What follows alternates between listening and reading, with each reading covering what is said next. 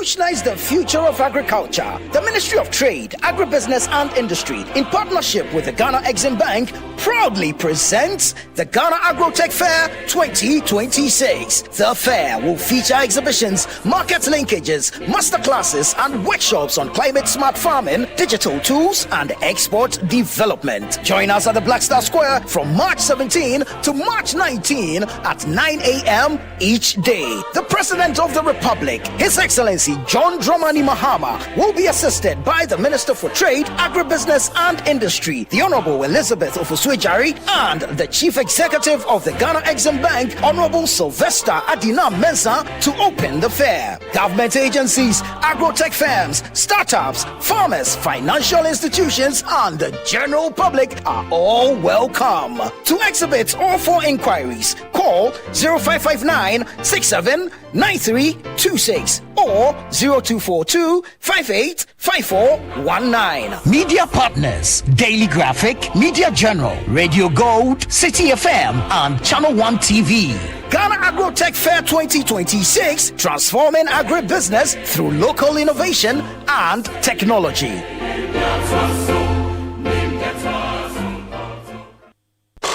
Citi 97.3 Accra. There can be no other 97.3. No need to change. Keep it tuned to Citi. You're number one. Don't look no further. We've got it all covered. Citi FM. Good morning. Good morning. Good morning. Good morning. Good morning. Good morning, my neighbor. Good morning to life. Good morning.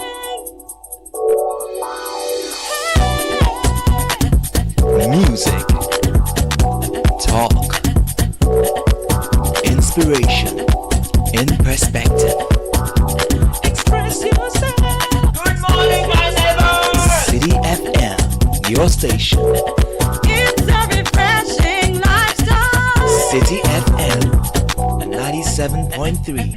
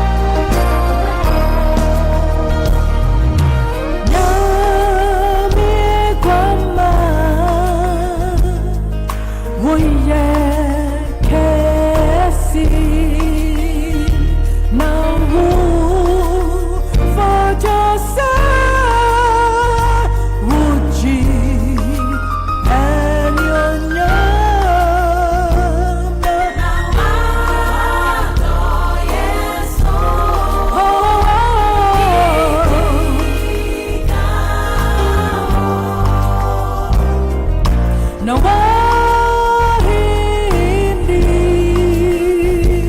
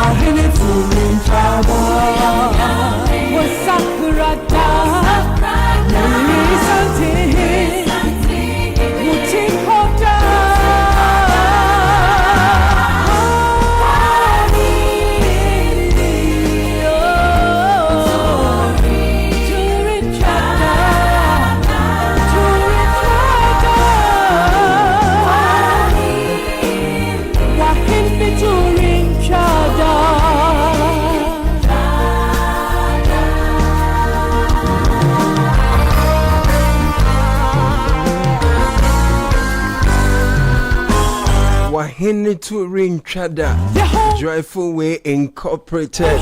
We love this rendition. Oh yes, of the increase of his government and peace there shall be no end. And upon the throne of David and over his kingdom, to establish it and to uphold it with justice and with righteousness from the latter time forth. Even furthermore, the zeal of the Lord of hosts will perform this. Welcome to a brand new day. This is 97.3 Citi FM. Consider everything you are doing kingdom business. Consider your work kingdom business. And deliver it with the diligence you would. As scripture says that whatever we do, whatever your hands find to do, do it as unto the Lord. Ensure there is justice. Ensure there is righteousness. Part away with morally corrupt things in your business.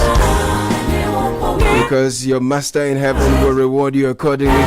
Welcome to a brand new day. Business Sense is brought to you by ABSA. Whatever chapter you are on in this 2026 story, whether new plans, fresh starts, finally saying yes to the things you've been putting off. With ABSA, you are supported at every step with tailored banking and finance solutions like loans, credit cards, digital banking that helps you save, plan ahead, and take control of life's big and small moments. So whatever chapter you're writing this year, let it end in a yes with ABSA. Your story matters, ABSA. We bring you the newspaper review. Fidelity Bank is proud to be associated with the news review. Your salary deserves better. Switch to Fidelity Bank today and enjoy amazing benefits, lower interest rates, higher loan amounts, personalized financial support, and a smile that lasts. It's time to switch and smile wider with Fidelity Bank. 0800 003355. FidelityBank.com/GH. Connect with us on socials. Fidelity Bank GH. Fidelity Bank, believe with us. Yes, so let's get to kingdom business.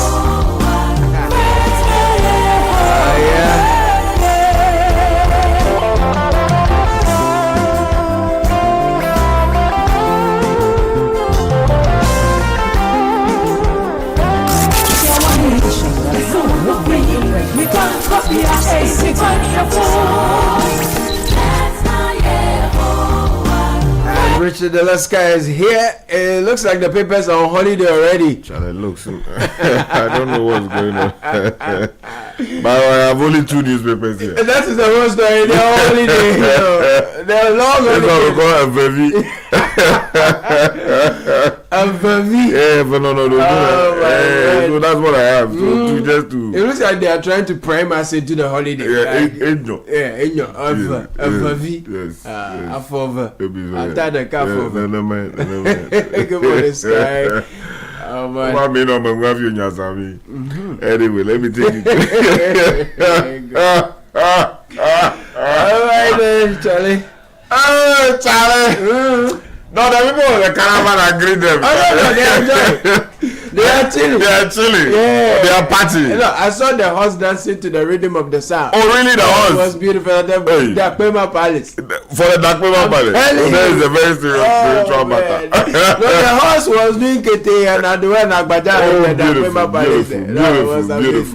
Beautiful. I have to visit them very soon. It's so I can take my title. It's very important. I'm sure Honorable Inusa Fuseni will give me some time. Yeah, man. Girlfriend is here as well. And we're getting into what's left of the news review. The new online newspaper. Yeah, he's wearing some really beautiful sneakers. Yes.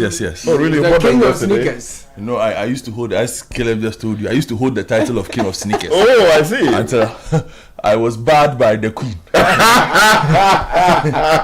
this queen, I mean, dear sister. I see.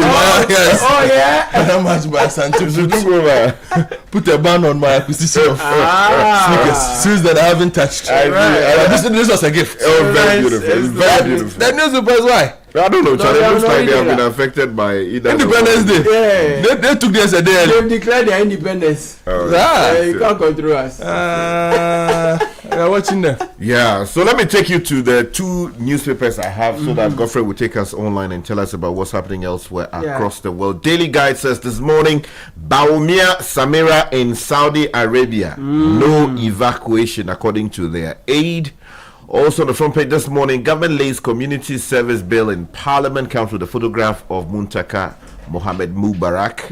Mamprobi Polyclinic baby thief gets 20,000 Ghana Cedi bail. She's not a baby TV yet. That hasn't been determined. She's still a suspect. Okay. And man jailed 3 years for illegal hunting. And EPA intercepts some 1,070 Changfang machines at Temaport. 1,070. That's serious. So what will happen to them? I hope that they will all see them getting, they will gather all of us and we'll see them destroyed, because this thing they are doing, before you know it, the thing is in the bushes. Yeah. And the Chronicle, the final newspaper, says cannibal serial killer jailed for life. His photograph is here. Sharif Abdullahi, jailed for life. Comes with a photograph of Christian Tete Yohunu, the IGP. The Chronicle never misses an opportunity to from issue to something. No, to give props to prop up or whatever they call it. It's important. IGP. Yes. Also on the front page, the big story says 50 oil companies owe government some 986 million Ghana cedis in taxes. The GRA is promising to recover all the money. And the minority will fight for welfare of cocoa farmers. Kojopo Nkrumah is in the cocoa farms and is wearing Newsboys hat and enjoying himself. Let me take you to citynewsroom.com, and on the homepage, charcoal, plantain, and school fees drive Ghana's 3% inflation in February. Also, Nkrumah's tough decision saved Ghana from disintegration. This is Nimoy Thompson. March 6 is JB Dankwa's legacy, according to Ochredakon. I will take you to Channel 1 news. Channel 1, why are you running away from me? No, Should I take you through it? Yes, take me to So Channel Nkrumah's policies prevented Ghana's breakup. Nimoy Thompson here. And Oforiatta placard displays. Apenyo marking tells majority. Majority is also encouraging them to encourage him to return to face the system here. Ekumfi MP, BOG intervention, standard practice, not manipulation. And serial killer jailed for life over multiple murders in Wa and Boli. Now the Chana Paga MP says NPP can't even win SRC elections. Okay. Right. Okay. Let me take you online then to graphic that didn't show up. Basically, but showed up virtually. Heavily hurt. Muntaka accepts Apenyo Markin's apology. I will give you details on that. 21 remand inmates granted bail in Tamale under the Justice for All program. Ghana signs 3 agreements with St. Kitts and Nevis under Accra Reset initiative. A lot seems to be happening there. Then let me take you to the High Street Journal. Lessons from Libya to Lagos. Is Ghana's fuel price floor out of step? They also focus on the charcoal plantain driving inflation. China Mall's strategic expansion challenges Ghana's retail landscape. This is a very interesting piece that they are doing. And I must say, I really admire the journalism of the High Street Journal. Let me just take you to Reuters.com and on the Africa page, a Belgian museum, U.S. mining company at odds over colonial era Congo archive.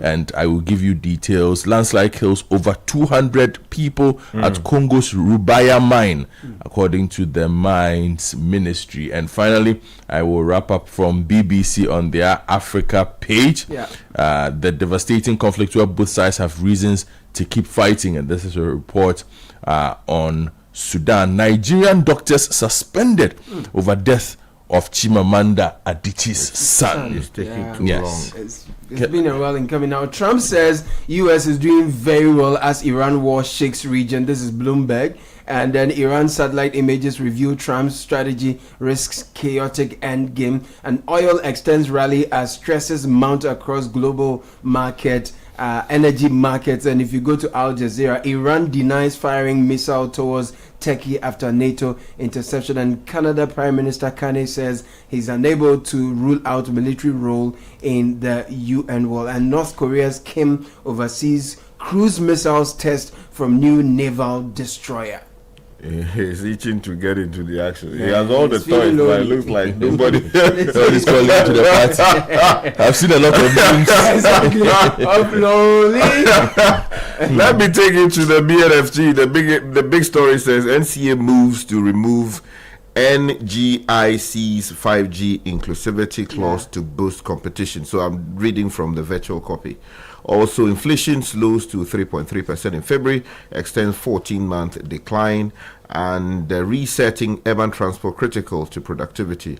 Mauku Afajinu is quoted here. So let's go into the details of the stories. It looks like there's a big story on the front page of the Daily Guide having to do with the leader of the MPP, Dr. Baumia, who we are told is in the Middle East. The story says that former Vice President and flag bearer of the New Patriotic Party, Dr. Mahmoud Baumia, and his wife, Hajia Samira Baumia, are safe in Saudi Arabia, where they are to perform Umrah, an essential Islamic practice. Now, according to the special aide to Dr. Mahmoud Baumia, they quote him as Akbar Khomeini.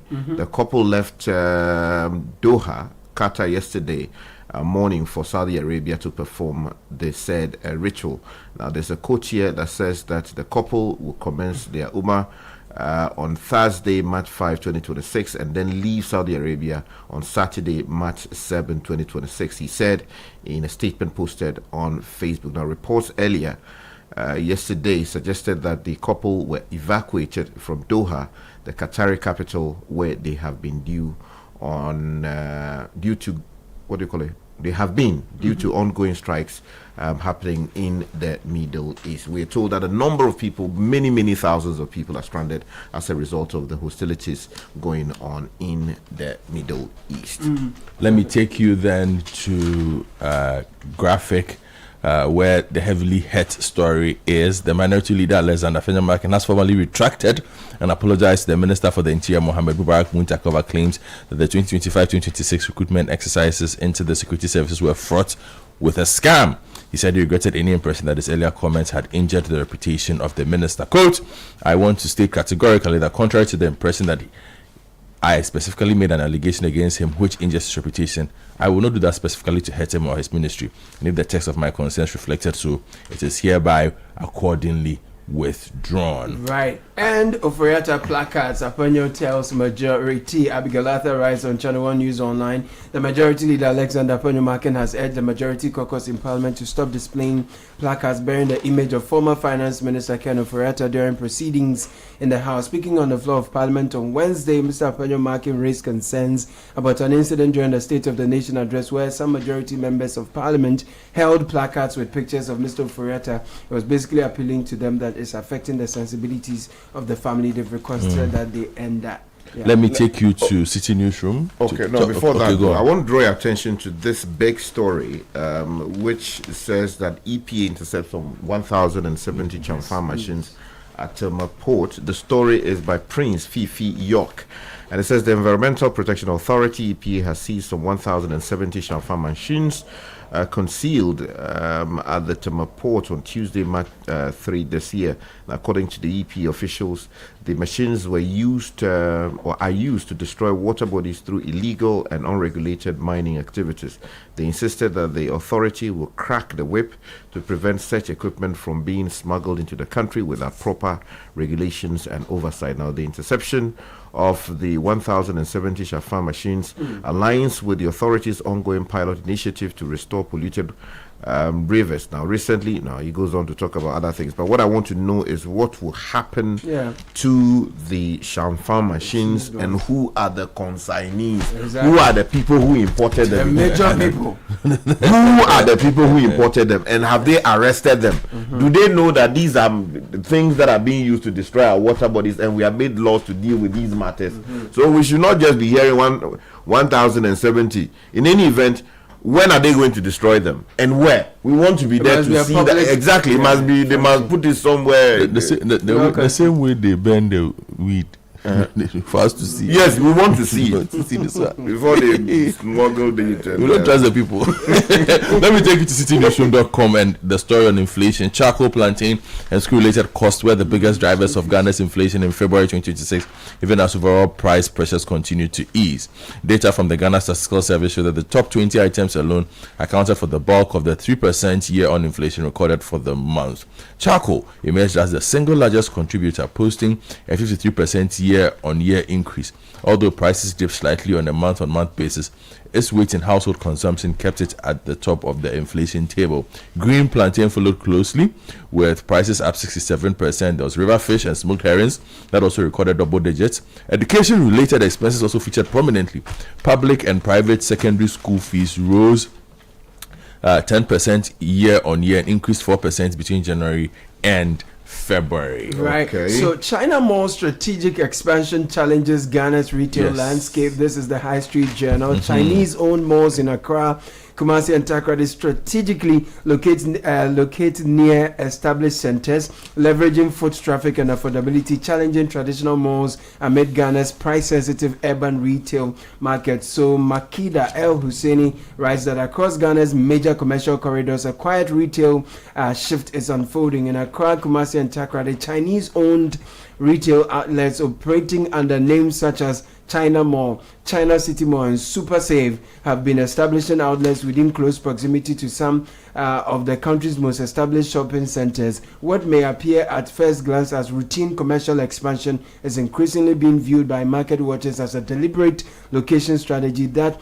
positions these retailers to benefit from traffic already created by long-standing malls. So in Accra, it talks about the West Hills Mall, multiple large format retail outlets widely known to be Chinese operated are located within a short driving distance. In fact, there is one just behind the West Hills Mall, and then there is a one they call, I think, Europe Mall, something like that, closer to the McCarthy Hill area. So the High Street Journal is throwing the spotlight on the expansion of these malls close to already established malls and how it is redefining or challenging Ghana's retail landscape. It's an interesting article you find on the High Street Journal. Okay, let me take you to a related story. We are told 50 oil companies owe government some 986 million Ghana cedis in taxes.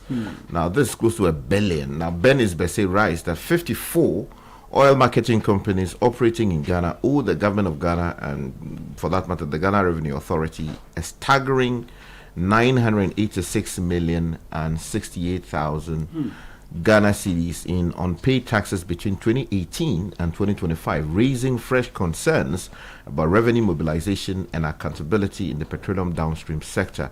Now, documents covering the period made available to the Chronicle by Mr. Joseph Bediako, the convener of the Movement for Truth and Accountability, mention some of the defaulting companies, and I'm not going to go into the names of the companies. But if you're interested in the story, please get a copy of the Chronicle and read those stories for yourself. In the meantime, though, we are told that there is a young man who has been sentenced for life for apparently killing a number of our compatriots. Cannibal serial killer jailed for life. Now, John Bediako writes on page 3 of the Chronicle that the WA or the High Court in WA yesterday sentenced serial killer Sharif Abdullah, aka Christos, aka Sani, to life imprisonment in hard labor. Now, the sentence is to be served at the medium security prison in Saham in the eastern region. Now, Sharif Abdullah, who is supposed to be 30, an ex-convict, was arrested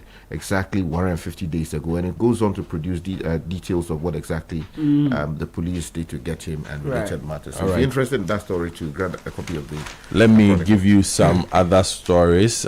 Clocks are questions basis for proposed Controller and Accountant General Department's independence. That is on My Joy Online. A member of the review committee of the Civil and Local Government Staff Association of Ghana, Daniel Apia, has challenged the rationale behind the recommendation to make the Controller and Accountant General's Department independent of the Ministry of Finance. So that's one story that we can take a look at there. Okay, you're done with it? Yes, because I saw you. Yeah, I just want to, you're talking about local government accountant and controller, but I just want to draw your attention briefly to a story on page 6, which is still connected to the story I read earlier. You know, we've been talking about keeping our cities clean, using our taxes more productively, and using the prisoners for good causes. Now, the story on page 6 of the Daily Guide says government lays community service bill in Parliament, and it's Kofi Edu right from Parliament that the government has taken the first formal step toward introducing non-custodial sentencing in the country's criminal justice system following the laying of the Community Service Bill 2006 before Parliament. The bill seeks to establish a national community service secretariat and provide community service as an alternative to custodial sentences for persons convicted of specified categories of offences, and was read for the first time during proceedings yesterday, presided over by the Deputy Speaker of Parliament, Bernard Ahiafo. I don't know why we have to create a new bureaucracy for this purpose. I mean, why can't we just use the existing structure, the prison service, and then whatever it is we have maybe to... they say there's the need for a legal framework to support legal framework. If we have to amend the existing legislation establishing the prison service, why not? But creating a new, bureaucracy for this. We like all kinds of, Let me take us around the world quickly. There's a lot happening around the world. Yes, so I will take you to the BBC first, and then we will move from there. So Nigeria's Medical Council have provisionally suspended the director of a private hospital and 2 other doctors following the death of the 21-month-old son of renowned Arthur Chimamanda Ngozi Adichie. The Medical and Dental Council of Nigeria investigation panel established a prima facie case of medical negligence against Uracare and Atlantis Hospital over the child's management. Now, I will also stay with the BBC because we have to discuss the conflict in the Gulf area. U.S. Senate vote fails to rein in Trump war powers on Iran. A bipartisan resolution aimed at limiting President Donald Trump's ability to wage war in Iran has failed in the U.S. Senate as the strikes continue. The war powers measure was rejected in a 53-47 vote, largely along party lines, would have halted U.S. military action in Iran without congressional approval. Democrats argued that Trump has sidelined Congress and offered shifting reasons for the war. Most Republicans blocked the resolution, but some said they could change course if the war expands in the coming weeks. The Senate people, the people in the Senate, have they seen what's going on? Have they seen what's going on? I mean, what kind of hypocrisy is this? You expect that these guys who are supposed to know better will do better, right? Blatant violation of international law, blatant violation of the U.S. Constitution, and you, the people who are supposed to rein the man in, you decided to go partisan. I mean, what kind of institution is this? Let me just give you 2 other headlines quickly before Caleb gets rid of us. There's a conflict over the digitization of DRC's mining map. You see, the DRC, I don't think the world will let that country have peace. Everybody has something. Let me tell you what is happening. So, a U.S. mining company backed by billionaires Jeff Bezos and Bill Gates is in a tangle with Belgium's Africa Museum over who should digitize antique maps of what is now the Democratic Republic of Congo in the museum's archive. Mining startup Cobalt Metal said they had offered to support the DRC in digitizing the colonial-era archive stored on museum shelves stretching some 500 meters and containing millions of documents that record how Congo's mineral wealth was mapped and exploited. Oh, Charlie, Africa. We have to unite. We have to unite. The Belgian museum backed by Belgian authorities has refused, saying it already has a separate project to the DRC to digitize the data backed by the European Union. We can clearly tell why there's a conflict here. Access to the maps will tell you where the resources are. They've never let Congo be. Every time, Charlie. Because they're resource rich. Yes. And we together, Charlie, we have to you open our eyes. In the meantime, guys, gamblers make big profits on Iran strikes, raising insider trading concerns. That is the corruption that is going on. Trump ran on a campaign to drain the water. How did he use the swamp? But he's now all over the place, not doing what he promised the American. In the meantime, let me say happy birthday to Sicho Domi. Okay. Yeah. Formerly of the school feeding program. Sicho. Yeah, Domi. Wait. Yeah. He's a distinguished man within the agro enclave. So Dumega, I greet you. And then also Stoneboy. Okay. Yeah. The Stoneboy, Santa Claus. Yes. The 2 of them are celebrating. Nice. I'll tell you another person who is celebrating his birthday after that. Yeah. Odi Benitton. Kanko. Obazi. I'm telling you, my brother has scored more goals than Asamoah Gyan. What? This is impossible. Check the stats. What stats? We can't start. I have seen everything from 1986. Funny thing about us Ghanaians, we'll argue for 3 days straight, but numbers always settle the matter. So instead of just telling you about better fuels, let's do the math. The new Shell Fuel Save lasts up to 15 kilometers longer per tank. The new Shell V Power cleans 100% of your engine's critical parts. Now that's better by far. The next time you think of filling up, choose new and improved Shell Fuels.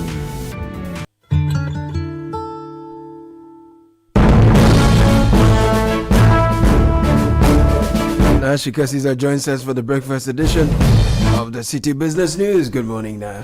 Good morning, Caleb. Hello and welcome to the breakfast edition of the Citi Business News, proudly brought to you by MTN, EcoBank and Valex Lease. Coming up, business community mounts pressure for fresh rate cut as headline inflation drops to 3.3%. And National Petroleum Authority justifies decision to scrap fuel discounting by oil marketing companies. Also coming up, energy sector players highlight strategic urgency of Ghana's petroleum hub project following renewed geopolitical tensions in Middle East.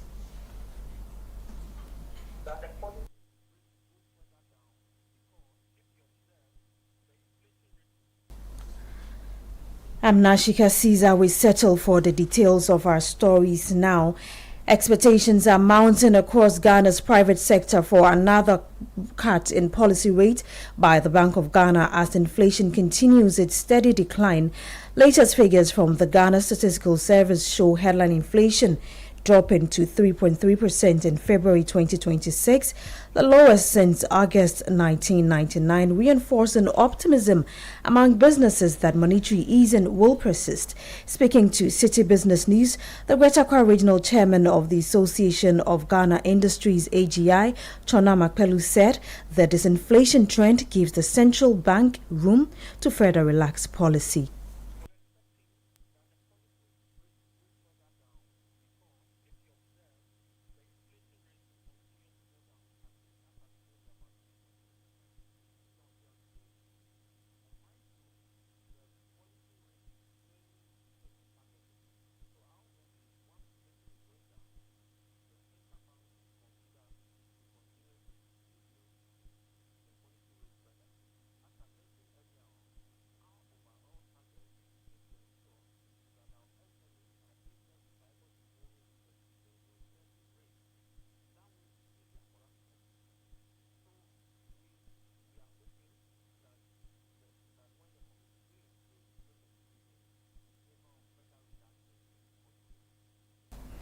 You heard there the Greater Accra Regional Chairman of the AGI, Chonam Akpelu. Meanwhile, the Bank of Ghana has announced that its 129th Monetary Policy Committee meetings will be held from March 16 to March 18, 2026 to assess recent development in the economy. The three-day meeting will conclude with a press conference on March 18, where the committee is expected to announce its latest decision on the policy rate. Still on inflation, charcoal, plantain and school-related costs were the biggest drivers of Ghana's inflation in February 2026, even as overall price pressures continued to ease. Data from the Ghana Statistical Service show that the top 20 items alone accounted for the bulk of the 3.3% year-on-year inflation recorded for the month. Daniel Odumensa has more in this report.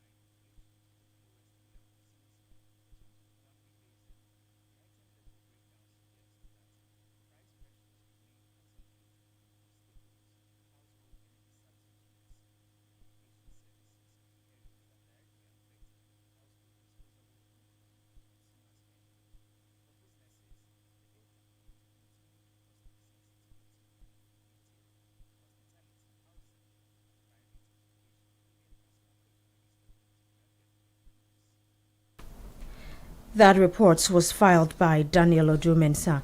We move on to some energy-related stories now, and the National Petroleum Authority, NPA, is defending its decision to scrap fuel discounting by oil marketing companies, OMCs, and the revised petroleum product pricing guidelines. The downstream petroleum regulator argues that discounting regime had increasingly become a predatory pricing tool that placed some OMCs at a disadvantage within the market. Director of Income Regulation and Planning at the NPA, Abbas Tasunti, in a Citi Business News interview, said the move to abolish the discounting practice is in line with the provisions of the law governing the downstream petroleum sector.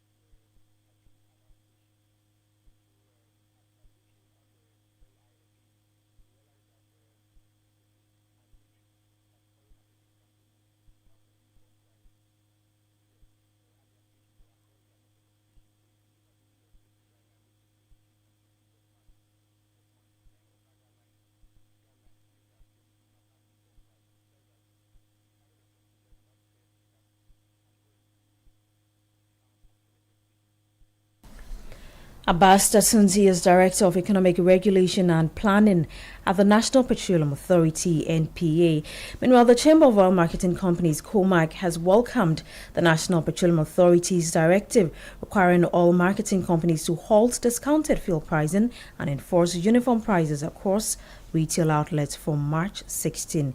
Here's Chief Executive Officer of COMAC, Dr. Rivers Sinopong.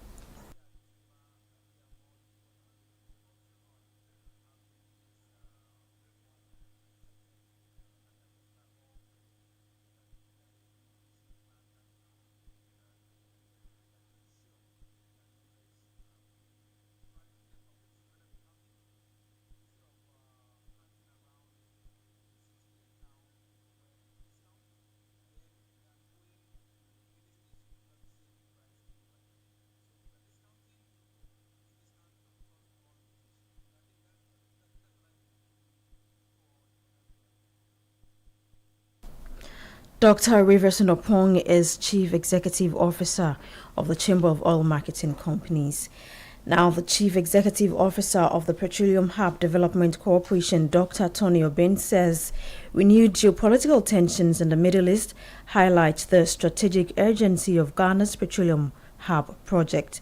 His remarks come amid heightened crude oil price volatility, as analysts warn that prolonged instability on the global market could expose Ghana to supply disruptions and pricing shocks.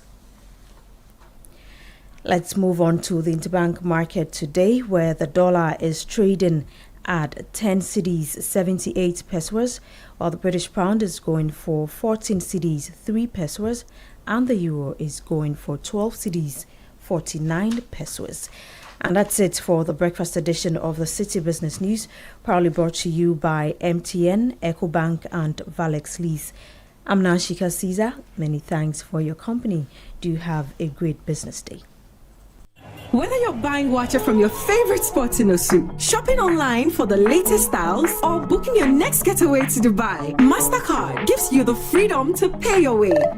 Insert, tap, swipe, click. So many options, yet so easy. With layers of security protecting every payment, your money stays safe. From Trotro to travel, MasterCard connects you to the life you've earned and the one you dream of. Ask your bank for a MasterCard today. MasterCard. Safe, convenient, priceless.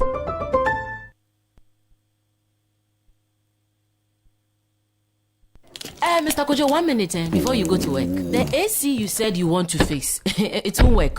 Why? Because the electrician will come and chisel my wall. It will make my building weak. Wait, is that a puppy? No animals in my house, oh. Kojo knows all the challenges about renting. That was his reality until he discovered Republic Bank. With Republic Bank's flexible mortgage solutions, you can move from tenant to homeowner quickly. Imagine stepping into your own home, a place for your family to grow and create memories. Big up. Join the Republic Verse. Republic Bank, we're the one for you. Oh, jump on now. Go. Go me. At what time when you come back, we are not hear the sound of your car? Why you buy new car? No, I not change my car. It be the same, right? It be the fuel way I change. Way one shouts it. Ever since I started using the all-new Excellium Premium Fuel, fortified with 3-in-1 action. Oh, Joe, now my car they run like electric car. No, it's so. This is the type of fuel where they want to. Cause now engine they cost. Where they want for way if I buy it, it go protect my engine. And with the small way I buy, I go drive, sir. Absolutely. It's like strapping a turbocharger to your engine and giving it a protector. And what they bust my mindset be the 3-in-1 action, no? Excellium they prevent up to 99% of deposit. It be anti-wear, some be anti-corrosion. Won't pay when I open them. Hey, so where can I find this magical fuel? Just head over to any Total Energy service station and your car will thank you. Hey, they make a finish my gobe fast, then rush go Total Energies. My friend, but why your hand my gobe inside? I give you info. Make a fill the gobe too small. Go. Excellium is designed to protect your car engine, decrease fuel consumption, and lower CO2 emissions. Don't say fuel, say Excellium. Choose Excellium, choose quality.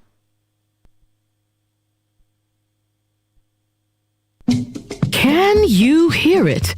The freedom in our songs, the sound of liberty that rings from Kaswa to Karaga, from Tamale to Takoradi. It's in the pestles that pound from coast to coast. It's in the busy offices, the crowded streets, and the noisy schools. It's in the wisdom of our elders and in the laughter of our children. It's in seeing how far we've come and looking at how much we can grow. It's in knowing that still, Ghana go be. Happy 69th Independence Day. MTN. City 97.3. Accra.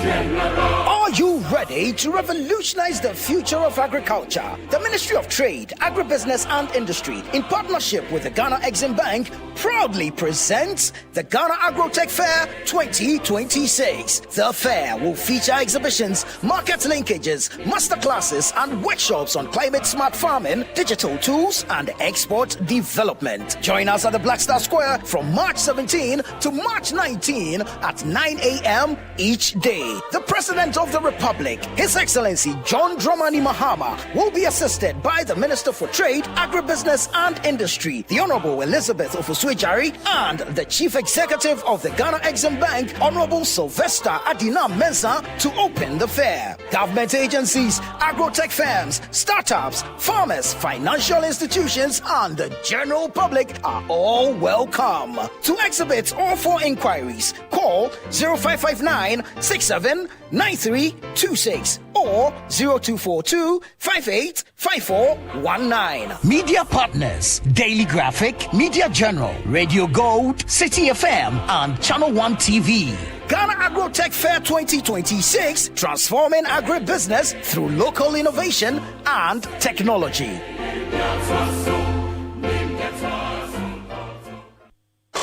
City 97.3. Accra. This is the City Breakfast Show, the city's biggest conversation.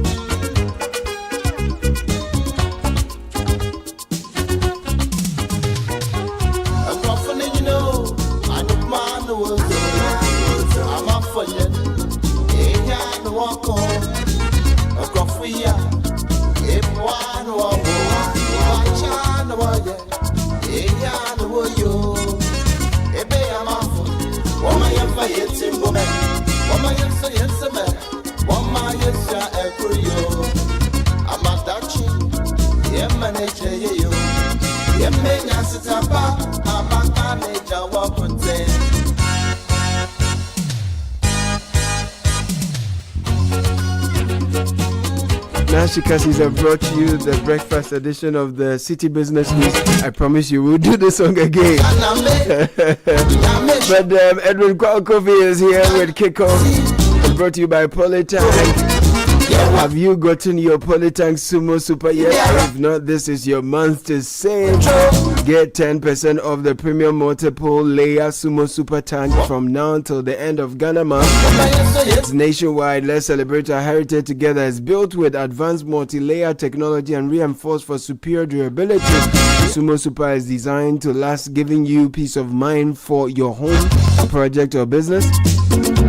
So don't let this limited time offer pass you by. Visit any Polytank outlet today. Ask for Sumo Super. Save 1,000 Ghana cedis. Polytank is the original. We do not request for Momo payments online. Now everyone wants better smartphone, better sleep, and if you own a ride, you definitely want better fuel for your engine. That's why Shell brings you the new and improved Shell V-Power, Shell's Fuel Save Unleaded, and Shell Fuel Save Diesel. The new and improved Shell Fuel Save now lasts up to 15 kilometers longer per tank, while the new and improved V-Power cleans 100% of your engine's critical parts with every fill. It doesn't get any better than this. In fact, it's better by far. If you're ready to experience the next generation of high-quality performance fuels, go to your nearest Shell station and fill up with our new and improved Shell Fuels today. Shell Fuel Save, simply better by far. And if you're tired of Accra's hassle and traffic, take a quick escape to the cool, peaceful mountains of February at Beposo Wellness Resort. Listen, tomorrow's a holiday. Go and have pure relaxation. It's calm, it's comforting, fresh mountain air, my goodness. Perfect place to rest and reset, and it's only 30 minutes drive from Accra. So pack your bag and baggage, carry all the family, go to the Beposo Resort and you will enjoy it. 0200 557699. Call and book your place now. BeposoResort.com is where to book as well. Beposo Wellness Resort, peace lives here. Edwin Kwalkofi is in with Kickoff.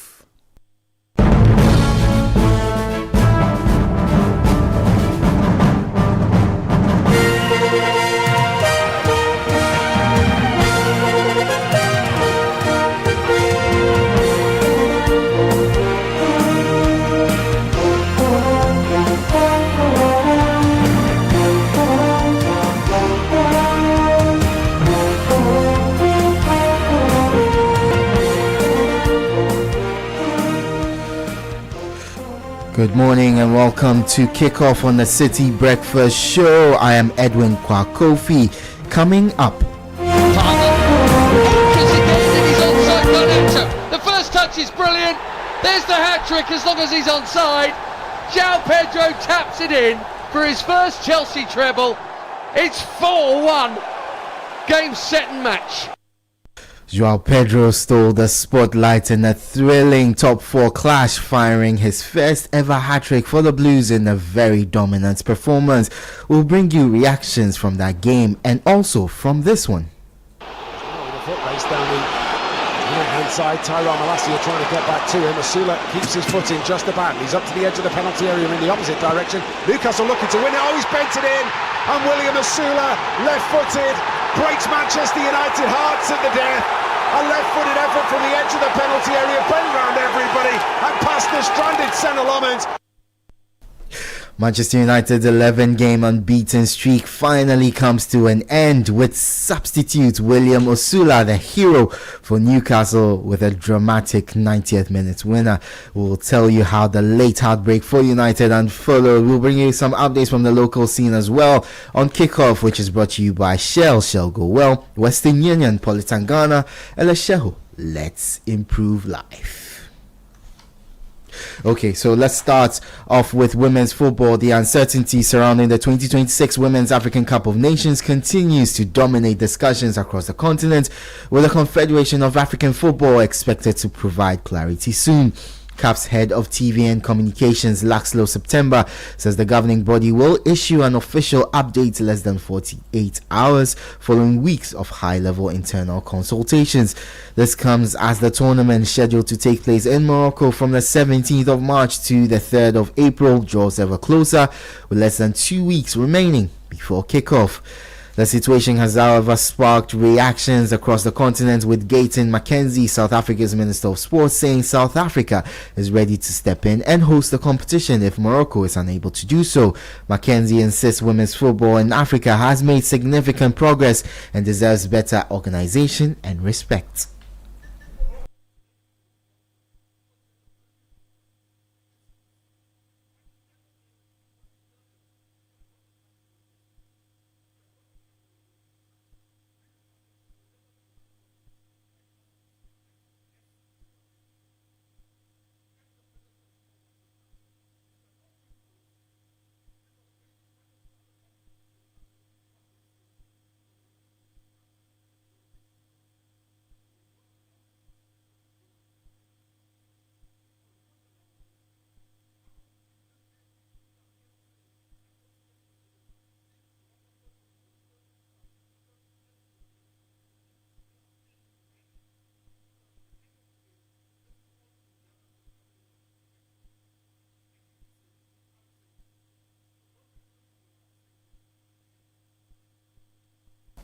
That was South Africa's Minister of Sports, Gayton Mackenzie. Staying with football, former Black Stars player and former head coach of the Black Starlets, Lai Kingston, has picked Panama as a tricky opponent for the Black Stars at the 2026 FIFA World Cup. Ghana has been drawn in Group L with Panama, Croatia and England, with the Black Stars taking on the CONMEBOL nation in its opening game on the 17th of June in Canada.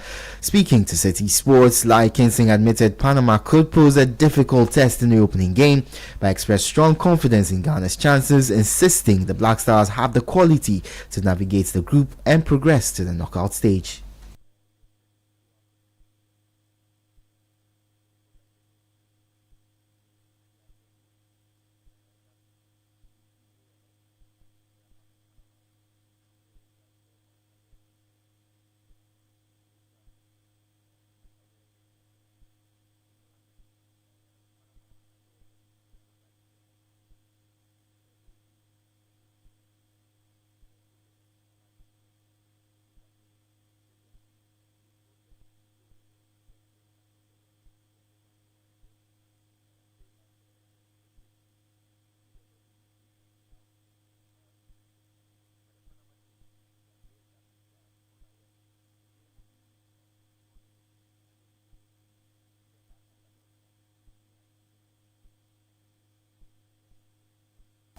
The voice of former Ghana international Lai Kingston. To Ghana Premier League news now, and former Accra to Folk and Ghana national football team legend Mohamed Polo says he still finds it difficult to explain the sharp decline in the quality of the domestic league over the years.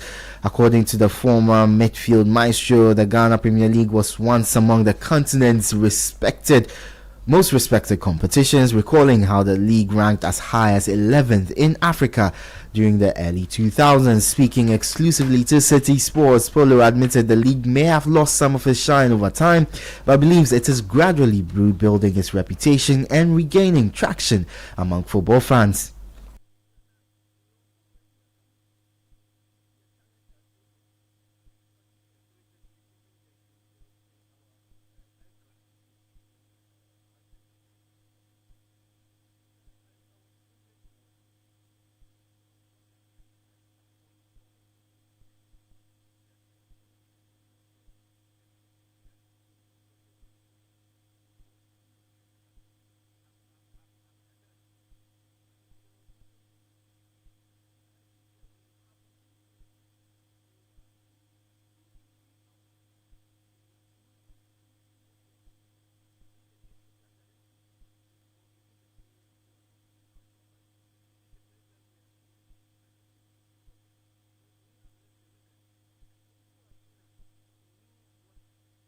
We put in there.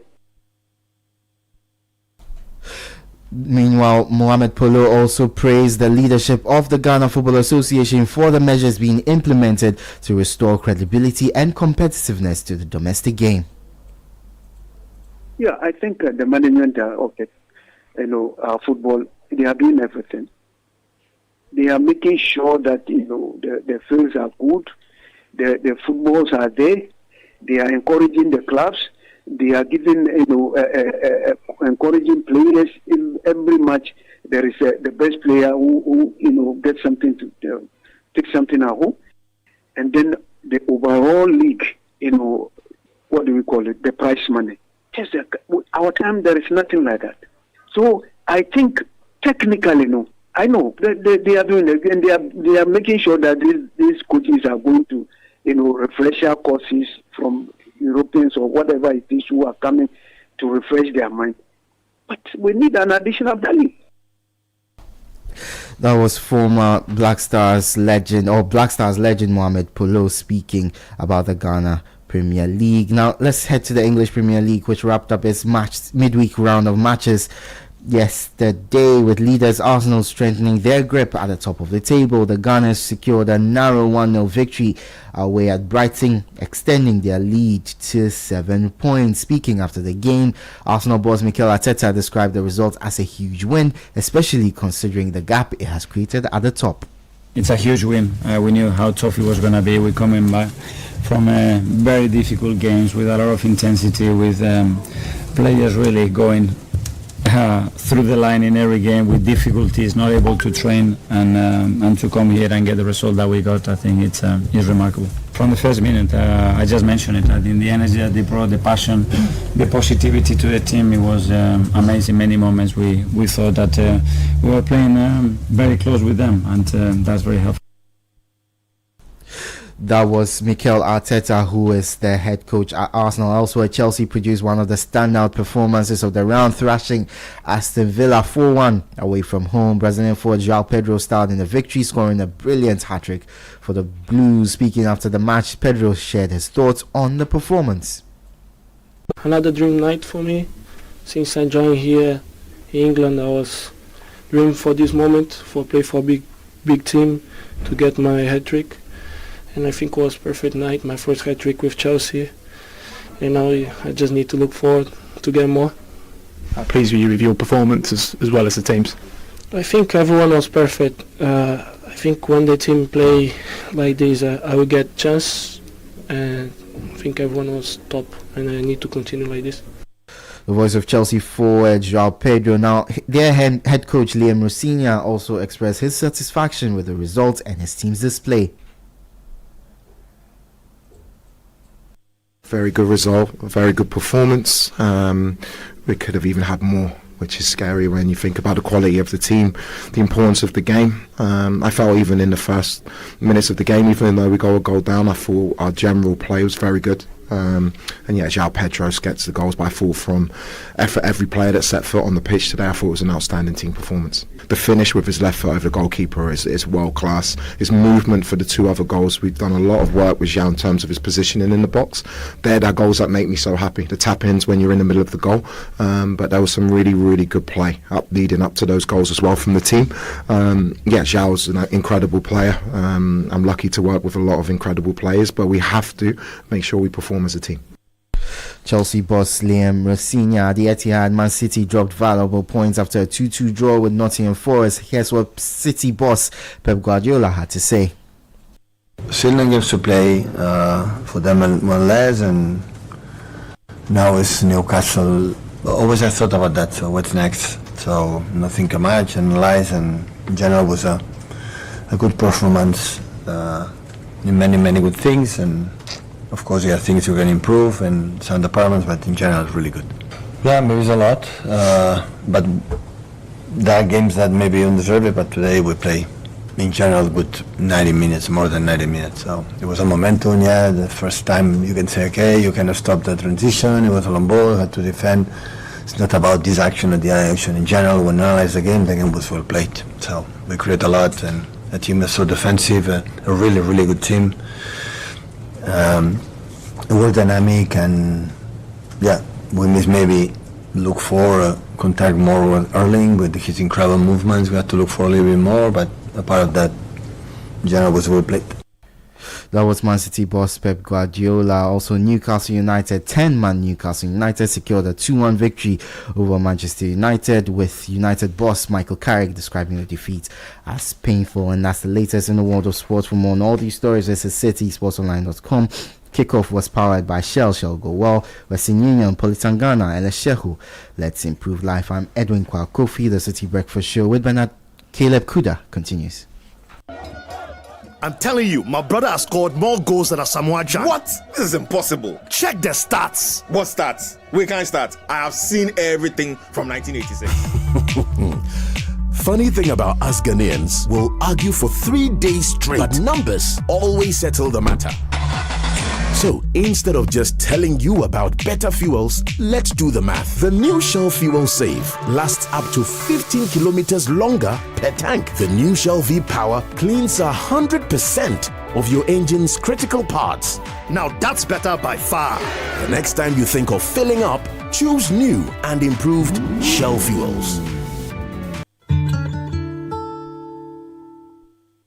Are you clapping? Are you giving God the glory? Hallelujah! Every day you wake up shouting, my business is not moving. Customers are not coming. But look, my brother, my sister, who are you deceiving? Have you smiled today? Do you have the confidence to smile? Your face alone is chasing people away. Yeah! We all know that the problem is not a spiritual problem. The problem is a dental problem. She was saying, use Pepsodent charcoal toothpaste to remove yellow. Somebody shout amen. Craft your smile with Pepsodent charcoal. It removes stains and whitens teeth. This advert is FDA approved. Dear business owner, congrats on not giving up on your business. You deserve a medal, and your business deserves to be taken to the next level. In fact, it's about time you run a Zenith Bank SME account so you and your business can enjoy the perks of the Zenith SME business card. Oga and Oga Madam status. The Zenith SME Business Card is a Visa debit card for making secure payments for goods and services. Enjoy great benefits such as free customized digital SME training, free marketing toolkits, access to Visa practical skills training, and more. Unlock the potential of your business today. Visit any Zenith Bank branch nationwide and sign up for the Zenith SME Business Card, the ultimate payment solution for SMEs. For more information, visit www.zenithbank.com.gh or call 0302 680-884 or 0307-086-370. Zenith Bank, in your best interests. Since inception, almost 100% of Ashesi University students have found jobs, started businesses, or gone on to graduate school within 6 months of graduation. From Accra to Nairobi, London to New York, Ashesi graduates are noticed and are leading successful careers. If you dream of a rewarding life and career, an Ashesi education prepares you just for that. Learn more about applying to Ashesi at ashesi.edu.gh. Remember, admission is ongoing.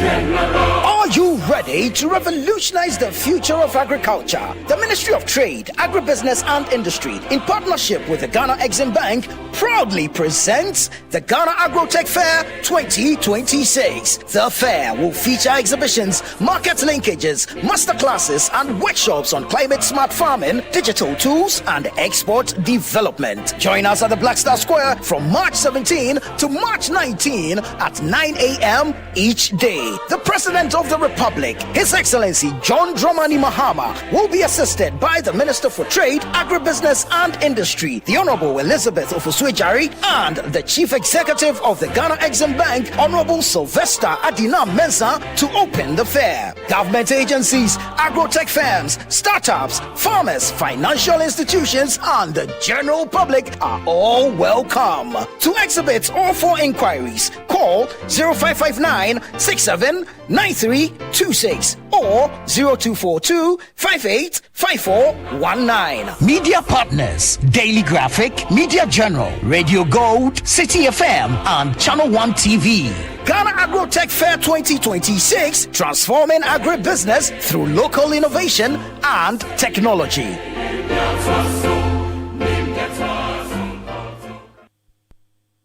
The City Breakfast Show. This is the City Breakfast Show.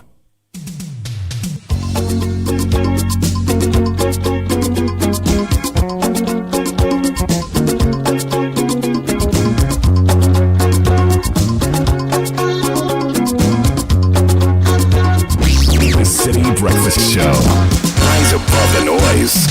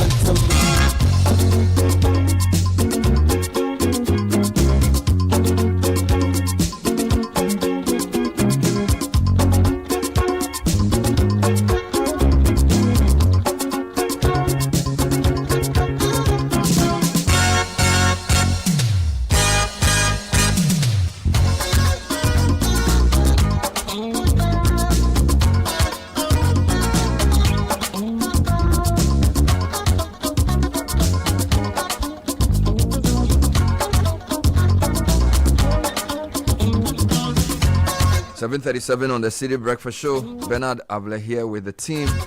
Caleb Kuda starting off with Godfred and Richard Della Sky. It's Thursday morning. It's the 5th of March. It's a day before Independence Day. Ghana will be 69 tomorrow, the 6th of March. Number of people celebrating their birthdays this morning. Happy birthday to Nana Kofi Ejepong Befi of Laboni Senior High School. You are in your final year.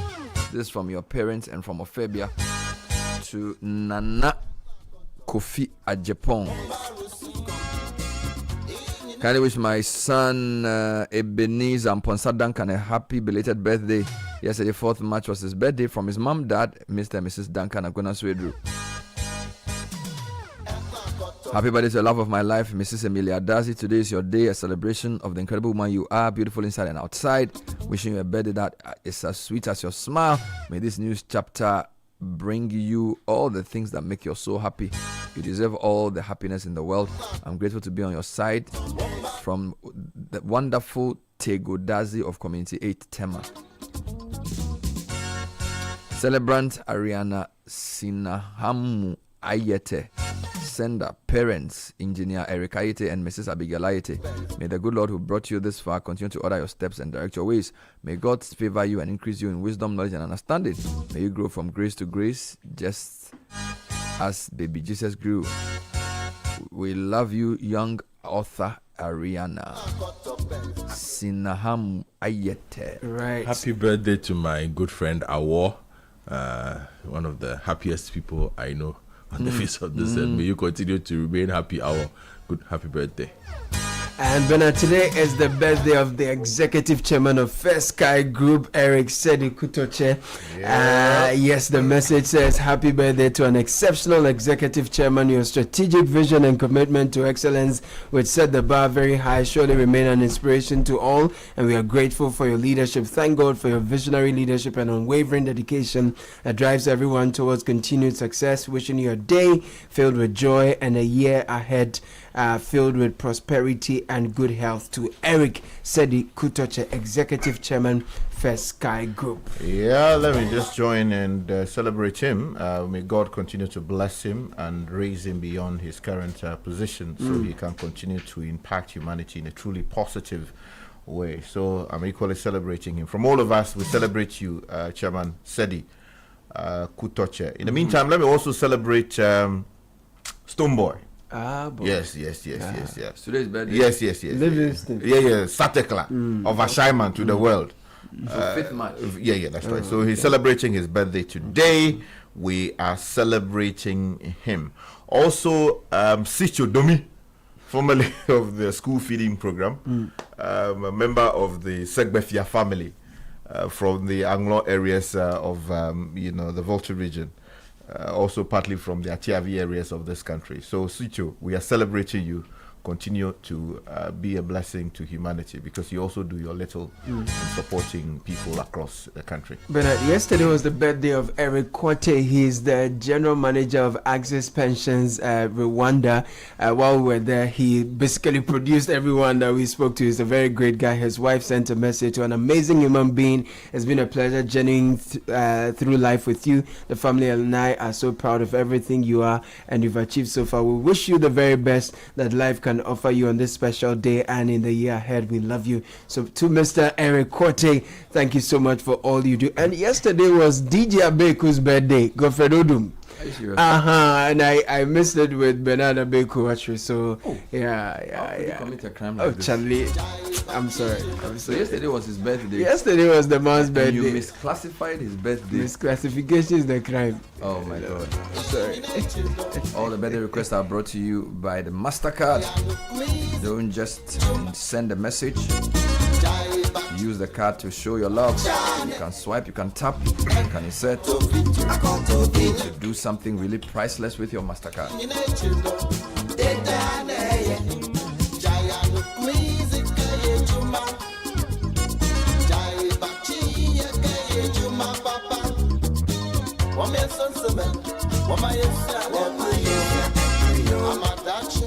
We'll catch up with the Heritage Caravan team later this morning as they finish their activities in the northern region and descend to the greater to the Ashanti region.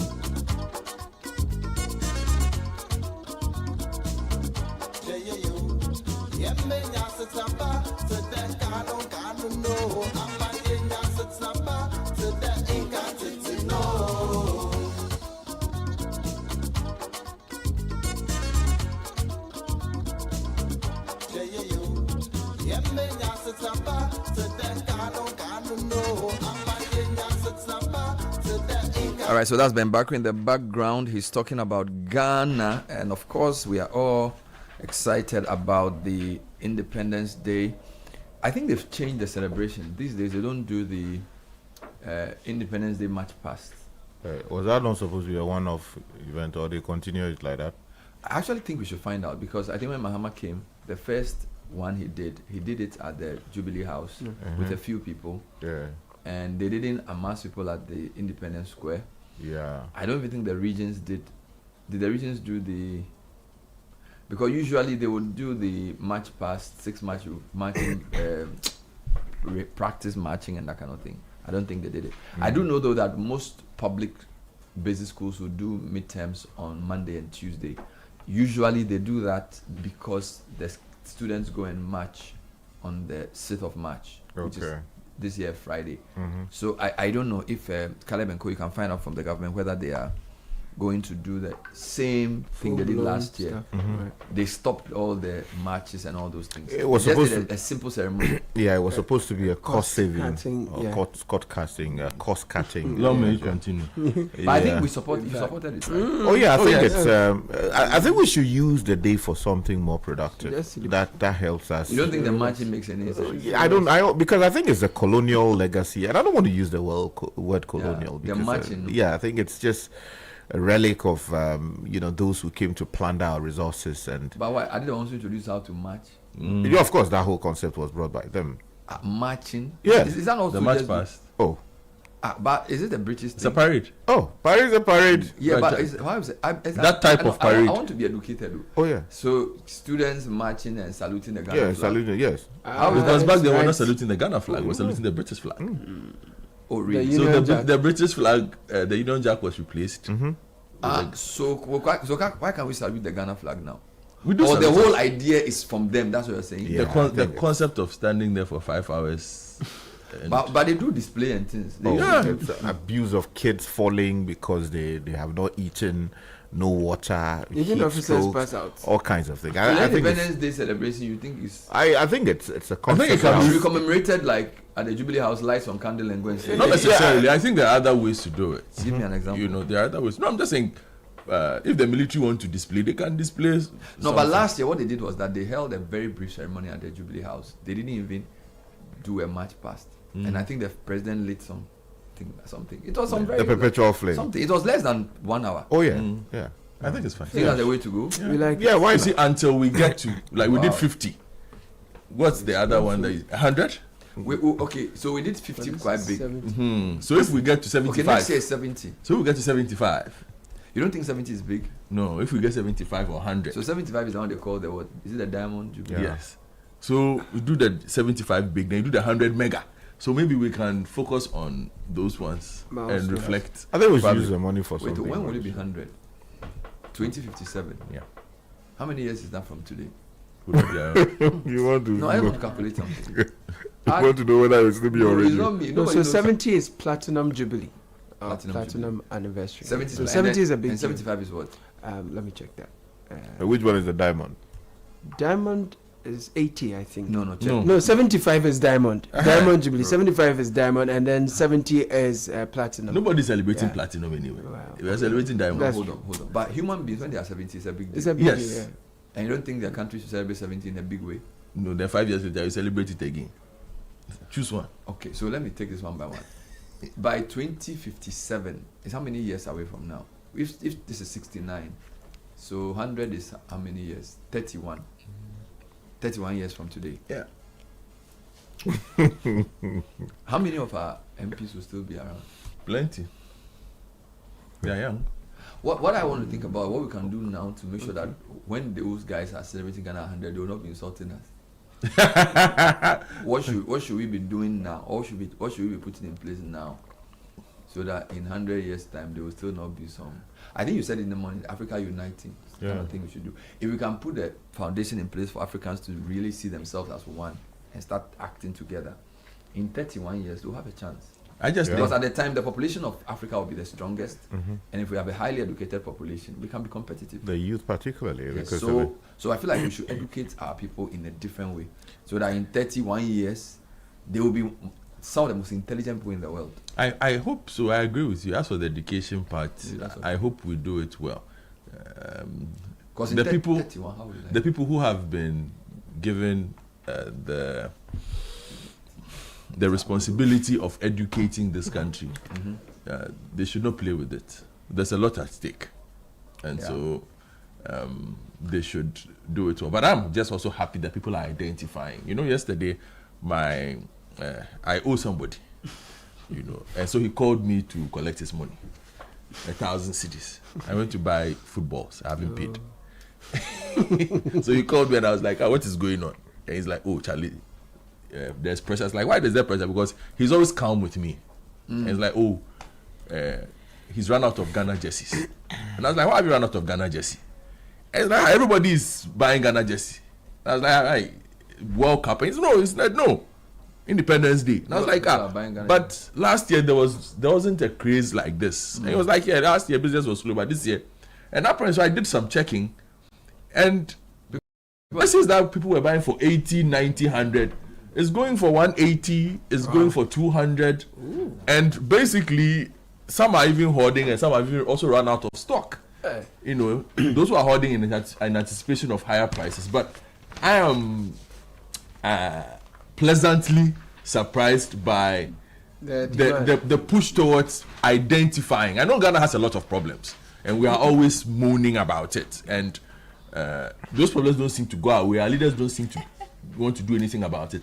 But I will never look down on the fact that Ghanaians in the moment want to identify as Ghanaians. Apparently, like today, a lot of school kids are wearing their Ghana jerseys to school. Some people are wearing it to work. Could it be more than just wearing a shirt? Because we need it to be deeper. But I would just take the first step of identifying and saying, it's a good step. I want to wear a Ghana jersey. Are you sure it's not just symbolism of some kind without... I will take it for now. Internalizing what it means to be Ghanaian. It must start from somewhere, Sky. I will take them... What does it mean to be Ghanaian? What does it mean to be Ghanaian? We are here again. No, wait. somebody has bought a jersey to wear. And then you are saying, do we think... It's obviously symbolism. It's nothing else. So unless you are saying that, unless you pass on exam, you can't buy a Ghana jersey. It's a legitimate question he asks. Okay, and I agree with him. Can't people wear their Ghana jersey and be happy? I agree with him in part, and I agree with jersey? Godfred in part. You see, the idea is that we are getting people's attention now. So today I also saw school children in kente shirts, African prints, etc., etc. It raises a certain consciousness, guys. So that at least is important, as against the nonchalance or not paying attention to what Sith March would mean. Are the people as conscious? Yes, but the question you ask is also vital, so that it doesn't end at just raising a consciousness. The symbolism will not be enough. And to answer his question, then that provides an opportunity to kind of... So let me ask I think there's a bold line. Forge an identity called Ghana, a vision called Ghana. What is, you are saying that it must mean much more than just a jersey. True. So what before you wear the jersey. So no, he's saying that including wearing the jersey, in addition to wearing the jersey, have some, it shouldn't just be wearing the jersey. That's what you're trying to say, right? Yes. So what I'm asking you is, give me 2 or 3 things about what it means to be a Ghanaian beyond the jersey. But the fact that those are absent. No, let's educate. No, hold on. Just take it easy. We are not here to just ask questions, but also provide answers. People are listening on their way to school. So you're saying to a child, don't just buy the Ghana jersey, but being Ghanaian should mean the much child more, didn't buy it, or whoever bought it for you. So what I'm saying is that, okay, why don't we tell them what it means to be a Ghanaian? You see, when you take Nkrumah's speech on the day that we lowered the what do you call it, Union Jack, and erected the Ghana flag, right? Yeah. You can distill from it the theme that founded the whole concept of Ghanaianness. He spoke about what? Self-reliance. He spoke about a new attitude. He spoke about showing to the world, demonstrating to the world that we are capable of managing, and I would say mismanaging our own affairs, right? We have shown the latter consistently, mismanaging everything. We have proven to the world that we are incapable of managing our own affairs. But the man founding Ghana said that we, the people of Ghana, must change our attitudes. Have we changed our attitudes? The point I'm making is that there's a bold line of distinction between symbolism, wearing a shirt, and saying, oh yeah, you identify with Ghana, and doing things that advance the cause of Ghana. Yeah. The person listening to me today doing wrong things, who is going to sign a contract knowing that it is against the interest of Ghana, is not living to the exactly. He will be wearing the jersey. In fact, he would have the Ghana flag erected in his office and still misbehave against with a coat of arms on his chest. Exactly. In fact, he took the oath. He will go to Parliament today. But hold on, Sky, hold on. We are talking about ordinary citizens here. So I want you to still... all of them. Hold on. You see, we are celebrating things that unite us. Exactly. Please, this unite is a lot of things unite us. A lot of things unite us. Where is the evidence of united? We are not united. You are Kaka this morning. Why? Wait. You see, Bernard, we spoke about bold conversations. No, a conversation must be direction. Where is the direction? You said Africans must unite. Yes, I said that. As an imperative for our... You are talking about DRC. Good. And I'm saying that people wearing Ghana jersey, yes, it shouldn't be a problem. I agree with you that I don't have there a should be problem much with more than that. Yes, that's the point I'm making. Yes, but that point should not be. You sort of contrast it with them. The jersey wearing can be legitimate on its own.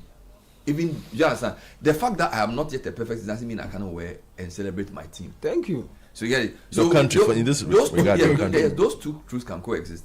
You can say this you should do without leaving the others undone. So by all means, wear the nation's symbols, the jersey, the flag, or whatever you do. But in doing so, remember what the red, gold, green means. That's what I'm trying to say. But like the way you are going about it is almost like you have to pass your exam to wear the jersey. The way I understand it, so you can. The way it's like you are saying that The most important thing to do for Ghana, I haven't done, and I went just Master so. That's what I'm hearing you say. No, Bernard, you are that's what I'm hearing. No, I said that there's a bold line of distinction between the symbolic conduct of wearing a jersey and doing things that advance the cause of Ghana. It is true that the two truths can coexist at the same time. But what I'm trying to point out to you is that for over 60 years, we have demonstrated that, oh yes, I am Ghanaian. Oh, I am a Ghanaian official. Oh, I'm wearing the crest of Ghana. Oh, I have the flag of Ghana in my office. Yet we have consistently done things that have undermined what it means to be Ghanaian. The people who are in the bushes. Hold on. Fine. The people who are in the bushes, who are destroying our water bodies. Yes. Who are undermining water supply to communities across the whole of the country. Some of them will be wearing the jersey that you are talking about. But good people to wear the jersey. The people who are also fighting them will also wear the jersey. Yes. The people who are on air trying to build Sky is here himself. Hold on. I mean, but let me speak for the cause that I believe in. The people who have imported Chamfan into the country. Some of the officials at the port who would have allowed them, or who have allowed some of these things to go out, right, would have had a diary, presidential diary or whatever it is, with a Ghana flag somewhere in there. Very big one. Well, whatever it is, something would have been done with the resources of the Republic of Ghana. The point I'm making is that if you go to Parliament, a prayer will be read today that so and so and so and so and so, a country of so and so and so and so and so and so and so. But at the end of the day, in the same house, people who have seen wrong will refuse to speak about the wrongs they have seen because it does not inure to their personal benefit to speak the truth.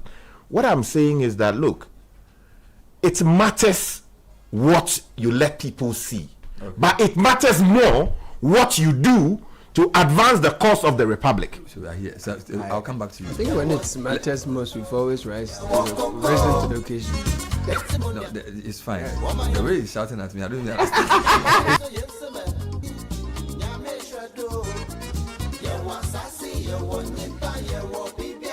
So it's a couple of minutes to 8 on a City Breakfast Show, and a couple of quick announcements for you this morning.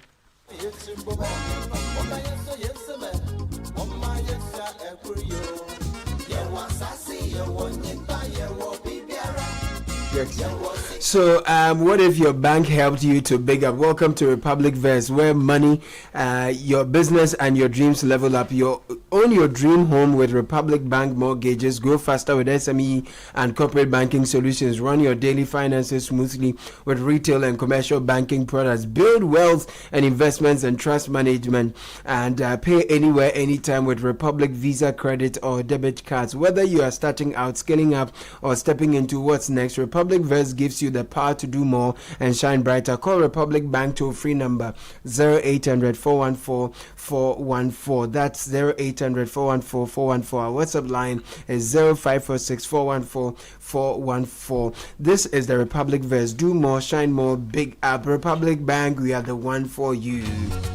And the Ghana Exim Bank is 10 years old. The bank is hosting an international conference on the theme, A Decade of Enabling Export, Trade and Industrial Transformation, Resetting Exim for the Next Frontier.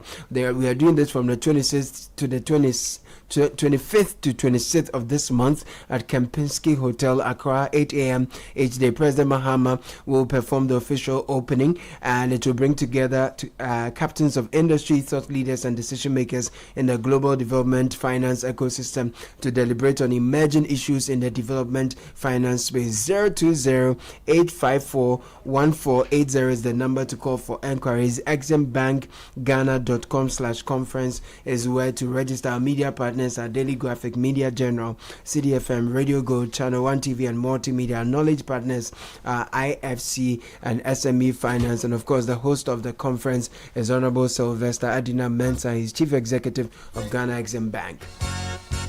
Now, imagine waking up to serenity every day, surrounded by nature's beauty and luxury at your fingertips in a gated estate you can be proud to call your home. Welcome to Western Villas, located at Ayi Mensa, where our stunning homes redefine elegance. At Western Villas, each home is a masterpiece. From swimming pool, gym, playground, etc. It makes your home feel like a retreat. So reserve Western Villas 3 or 4 bedroom luxury gated homes at Ayi Mensa with just 5% deposit between now and the end of this month, and get up to 2 free service plots today. We also have limited executive plots for sale at Katamanso and Chopoli at attractive prices. Please call 0536 50 22 95. westernvillas.com is where to visit for more information.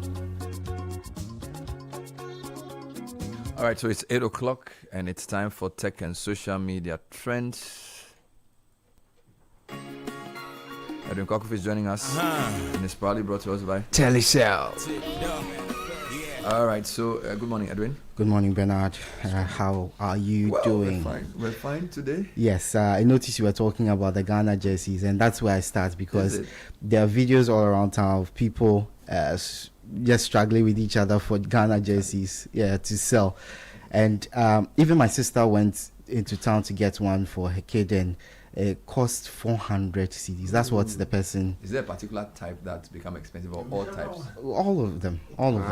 They've certainly increased in price. The more recent ones have gone up really much, but I think the older ones you can... Yeah, so Ghana's jerseys are very much in fashion. Ahead of the World Cup, people are starting to wear them a lot, but people are complaining that the prices are insane and have gone beyond the amounts they can afford. So, do you know where the increase in demand for Ghana jerseys is coming from?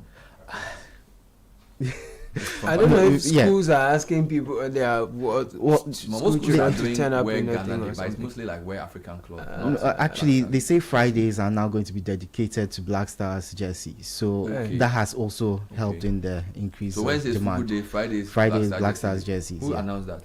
It was just a thing that came up on social media where people just decided to. Ahead of the World Cup, Ahead of the World Cup. So that's a big thing on social media. The next thing is Dr. Mahmoud Bawumia, the former vice president. He and his wife and former second lady Samira Bawumia were evacuated from Qatar with the help of the missions in that area on the directive of the Foreign Affairs Minister Samuel Kujitu Blakwa. I thought the Daily Guy was saying something today, something else. So the spokesperson for Dr. Bawumia said he didn't want he disagreed with the word evacuate. And that they just traveled. That there was some diplomatic support. Something. Apparently, the embassy facilitated the movement, but they didn't want the word evacuate because it wasn't as if they were trapped somewhere. So that word is what they took issue with. But the ministry too said exactly. So I think the government provided some diplomatic support for an official of state, the former vice president and his wife, to move safely. That's all. It's not something that should be politicized. Exactly. So because of the tensions in the Middle East and Qatar being one of the countries caught up in the battle between Iran, the US and Israel. So we are thankful that they are safe. My next trending topic is a video that was trending on social media of a house. Somebody took a video of a house at Cantonment and labeled it as the house of John Dumelo, who is the Deputy Agric Minister and the MP for IRS West Wagon. Just like that. Yeah, just it apparently cost $3 million, and obviously people are. The moment they saw the video, they were starting to be skeptical about how he could afford such a house at a place like that. Yes, so what has he come out to say? But he came out, quoted the video or replied to the video and said, "Which side of Cantonment?" suggesting that it wasn't his. So people talking about spreading false information on social media. Some people obviously don't believe him and say he should actually provide proof that it's not his. So basically now you allege something, and then this guy, you're a thief. Then as this guy will say, no, then I'm not a this guy, prove that I'm not a thief. You can't prove a negative. It's absolute madness that goes on social media. This guy, you're a thief. Then I'm not a thief. Then prove it. Prove that you're not a thief. the more reason why we need to punish people who publish false Yeah. information like that. What is this? And we need to consolidate the legal regime dealing with cyberspace bullying and peddling of falsehood and all these Some things people that have people are normalized doing. that practice. Yes. And some people, that's what it's wrong. That's what makes them trend, and they make it a business. Yeah. So they'll write very spurious things about people, and then I say, "Hey, is it true?" Say, well, I didn't know it was a mistake.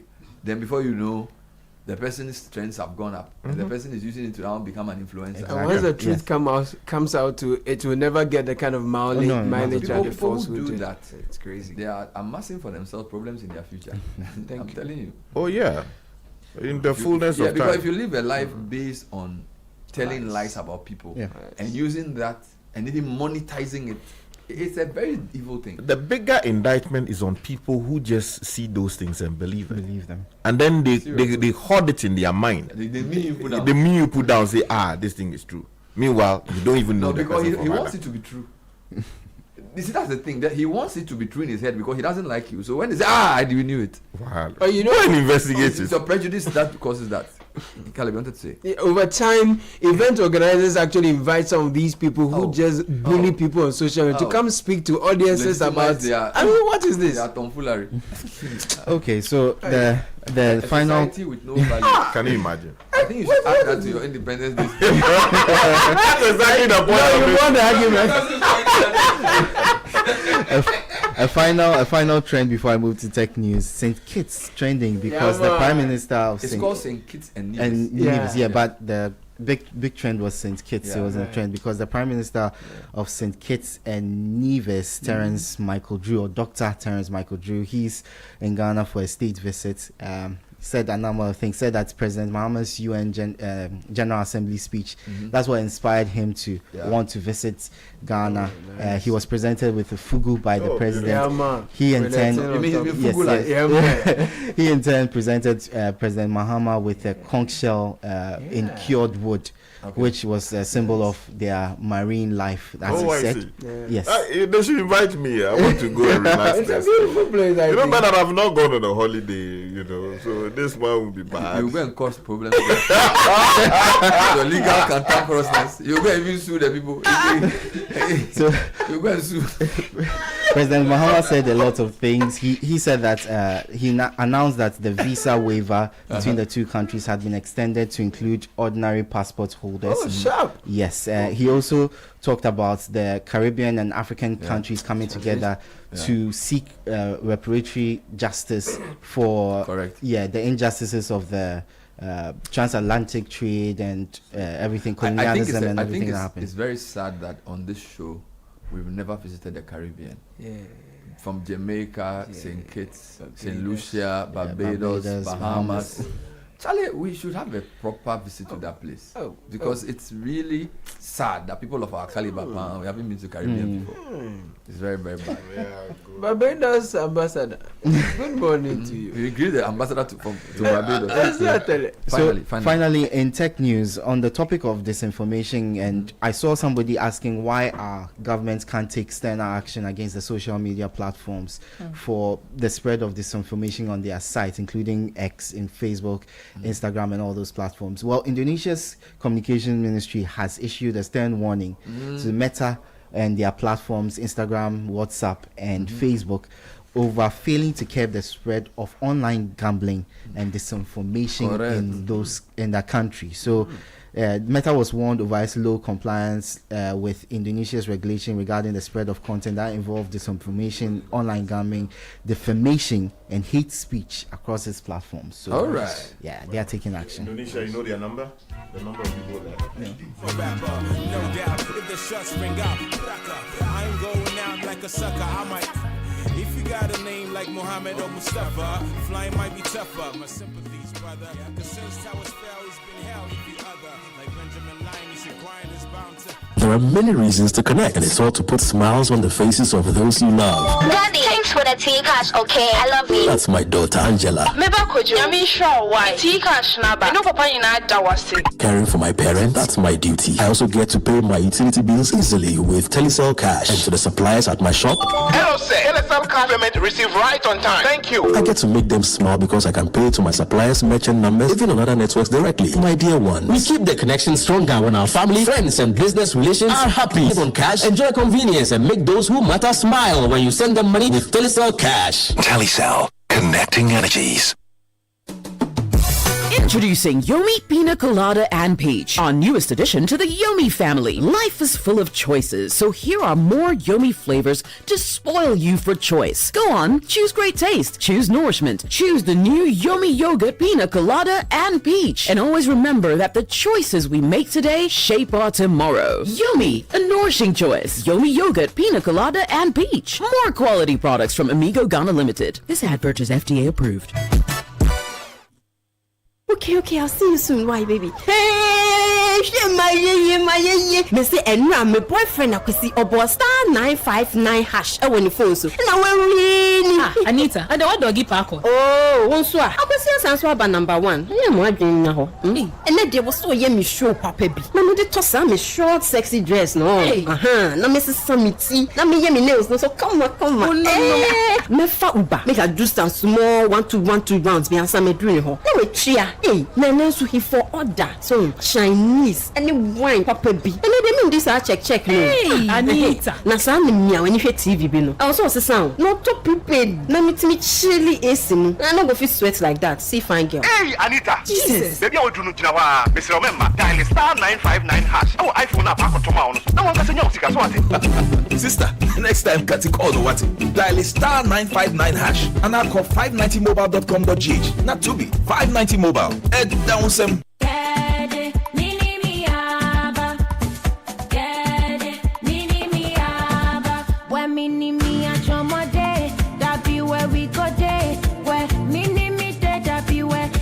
Go day, say a party, mini me a chomo, chilling with friends, mini me a chomo, take chuck your hunger, mini me a chomo, break time please, mini me a chomo, mini me a chomo, mini me a chomo, mini me a chomo, come and taste the fun, mini me a chomo, mini me a chomo, mini me a chomo, come and taste the fun. For the laughter, mini, a chomo. All the parties, mini, a chomo. Let's go dancing, mini, a chomo. Taste the fun, mini, a chomo. This advert is FDA approved. It's so hard to find someone who's always there, who do the best they can to push you to the top. But I found myself a friend who's all of these and more. When I put my dreams to sleep, you wake me up to dream. I trust in blue. I trust in blue. I trust in blue. I trust in blue. Save your money with blue. Secure your future true. Blue Ghana day for you. I put my trust in blue. I trust in blue. Blue Financial Services Ghana Limited. Trust in blue. This is the City Breakfast Show, the city's biggest conversation.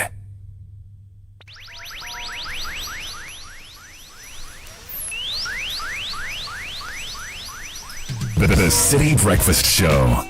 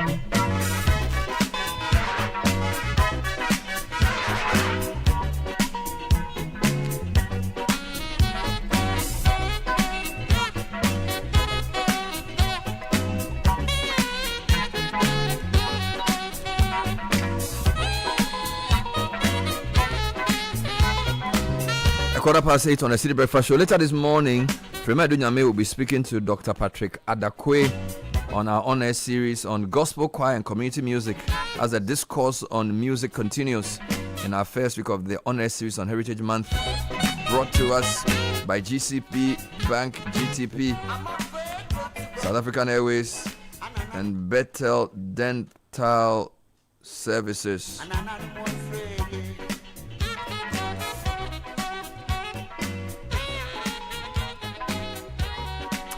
So it's Independence weekend, and we are not staying home at all. From the 6th to the 8th, Park and Watch takes over Black Star Square. 6th and 7th, free drive-in movie nights. Pull up in your car, tune in through your speaker, and enjoy great screenings, DJ sets, live performance, a vibrant night market, and proper food. Simple, good energy. 8th March, we make history. Ghana's first ever live drive-in theater experience. We bring you the Black Star, Teacher of Africa, a powerful stage production on Ghana's independence and the legacy of Asajifo Dr. Kwame Nkrumah. Experience the Park and Watch way from the comfort of your car or from your sitting area, our sitting area under the stars.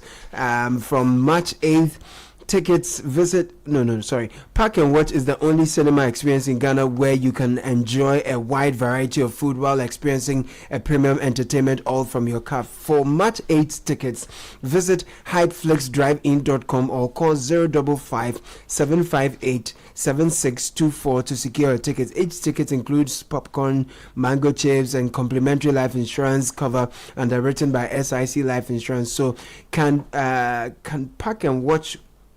So you can park and watch with absolute peace of mind. Forgive me. Powered by Hype Up Limited and Africa Arts Network in partnership with SIC Life Insurance, Stanbic Bank Ghana, Kwame Nkrumah Memorial Park, UNESCO Ghana, the British Council, and Yummy Yogurt.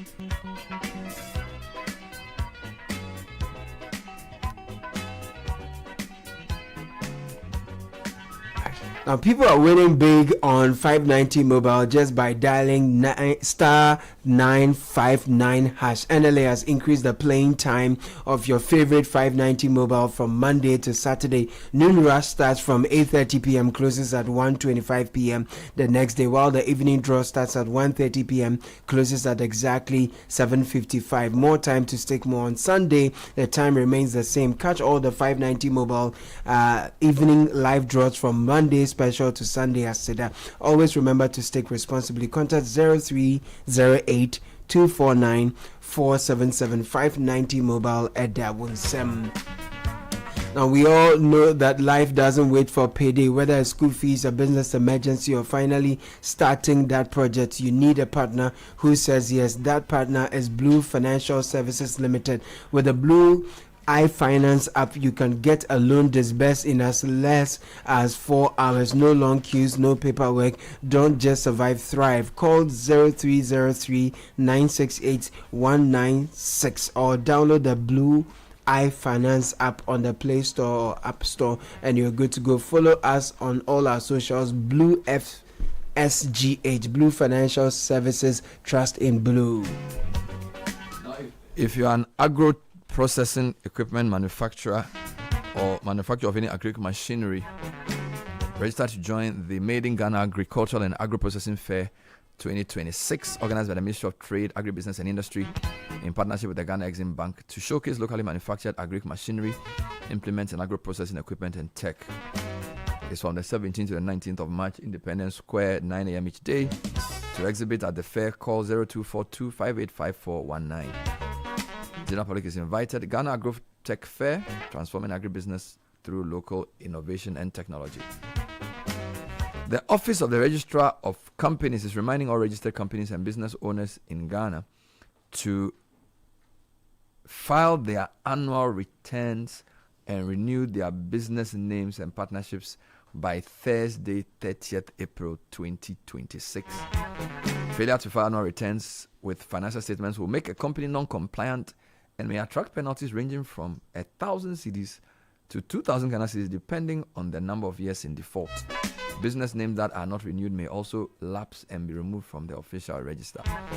Avoid penalties. File your business returns and renew your business name before April 30. For more information, call 0308 249-841 or WhatsApp 0599-525-774 or follow ORC Ghana on social media. So this morning, my mind is on a different thing. Godfrey's mind is on a different thing. I'm thinking of Independence Day when Ghana is 100 and where I will be at the time. You know, and I'm thinking I'll be in my mid-70s. Yes. Sitting in your... If I'm still alive. And I'm wondering what I can do now to influence that. Basically, I'm trying to avoid regretting that Ghana is 100 and still going through the things guys spoke about, where, like, you know, our economy is not controlled by us, people don't love the country, NDC and MPP are still misbehaving. You know what I'm saying? Like, I really want to. I don't know if we can change something in 31 years, because this is 2026. That will be 2057, 31 years. Because China changed in 30 years. Yeah. South Korea, 30 years. Singapore, 30 years. I'm not sure what we can do today to make those 30 years different. Do we have any power? Is it education? Is it the type of governance? Is it the media? You know, that's my concern, because I would definitely not be on air at age 76. Yeah. And if somebody came from the Citi Breakfast Show to interview me, to say, okay, we now interview the host of the Citi Breakfast Show, who hosted it for 20 years, a retired Mr. Bernard Abner, who is living in, you know, in the Volta region with his big house.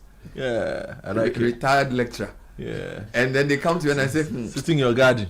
Ghana, so they will say documentary reflections on Ghana on GBC and Channel 1 television. Then when they bring the mic, I'll say, I don't want, no, guys, I don't want it to be regrets. I want to say, this is what we did.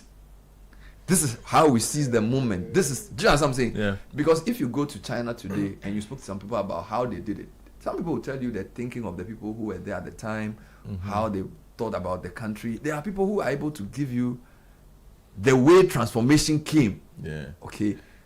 I don't want it to just be stories about independence where people are just narrating what Nkrumah did. I feel like the stories about independence are enough. Yeah. We want to hear stories about transformation. So somebody can say, well, in the mid-2020s, a generation arose that decided that they were not going to suffer fools gladly. They were not going to cede their airtime to politicians to kind of talk nonsense.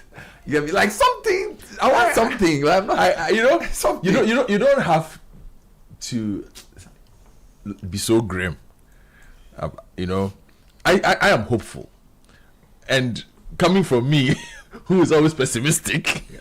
What is your hope based on? My hope is based on, well, people. You see, you can't predict people, right? I look at my generation and the generation that is behind us and my child and some of the questions my child is asking me now and some of the questions her classmates are asking. And I can only hope that they keep it up, because if they grow like that, their demand for what is better will be stronger than ours. Their understanding of what makes a country will be better than ours. Also because they would have our mistakes to learn from. I think a country improves no matter how small. Unfortunately, ours has not been, it's been marginal. The improvements have been marginal. We have vested all our success in democracy and elections.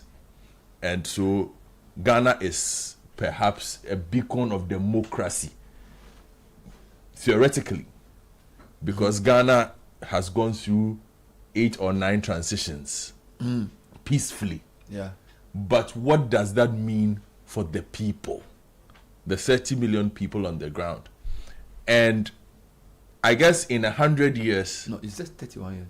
Yes. 31 people. Yes, in 31 years, we will have a generation who like I said, are more aware of the world and where the world is going. And I think it's just also the natural trajectory of countries. But some countries actually I'm saying the big Sudan, Yemen. No, but that's because of conflict. That's what I'm saying. And so, other situations. We don't have conflict like that. What I'm trying to, not to poke, like, I'm trying to say that things left unattended actually tend to deteriorate. Better with time. So when I look at certain African countries that have... But we're talking Ghana. I know. Okay, so let me ask you a question. Let's stick to Ghana. What are the three... Let me. I'll ask everybody the same question. What are the three things? What are the three things we need to change if Ghana at 100 should be something that we will be proud of looking back? So 3 things we need to change for us to say, wow, we did it in 30 years. I'll just take one. I don't need just 3. one. I think we need to rescue our education from the hands of politicians.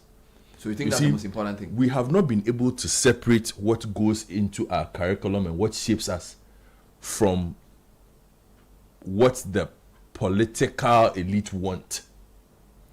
And it's a big problem for me. Can you repeat that? No, I'm just saying we've not been able to do it. Separate what we want from what the political elite wants. What needs to be taught. Versus what the political elite... Exactly. So I am firmly convinced the political elite wants us to be stupid. Hey, I'm firmly convinced. Go that far. Oh yes, I am firmly convinced. So they can manipulate and keep settling and winning. If you listen to the debates that the political elite hold, and education will guide us through, because we can see through their... Exactly. You see, because once people are smarter, you can't deceive them. You can't deceive them anymore. They will challenge you. You say A, they will say B. Why? But that's a very cynical view. So you think that it's not a cynical view. The view around them keeping our masses undereducated deliberately. Oh, very much so. You see, it's not about the expansion of access. It's about what is in the access. Content. It's about what is in the access. Till date, yesterday you hosted. History has always been debatable, but there are aspects of history that a country should agree on because it is what it is. As my lecturer used to say, there's truth and fact. Now, we still are going through phases where, till date, we're having the Nkrumah conversations, like you and Skyway, that Nkrumah debate. We're having the Buzia debate. Dankwa. We're having the Dankwa debate. We're having the Rawlings debate. In 31 years, we'll be having the Kufuor debate, Mills debate. Those portions of our history have not even entered the books yet. Yeah. Kufuor, Mills, Rawlings. We are still, like you said, it is still in Nkrumah, Buzia, Dankwa. We have not even yet distilled the 20-something years of Rawlings properly in our educational setup and what it means. Wow. So you're saying that generation may even arise who don't even have a proper sense of what 1979 to 2000 even meant. It will be shameful that 31 years from now we will consider what happened 31 years ago lost years. Don't you think so? Let me hear you. So you're saying that even now there is not a collective deliberate effort to properly write our modern history. Properly. Second one is... No, stay there. Oh. Whose job is supposed to do? Who's supposed to do that work? Because we have linked politics and education.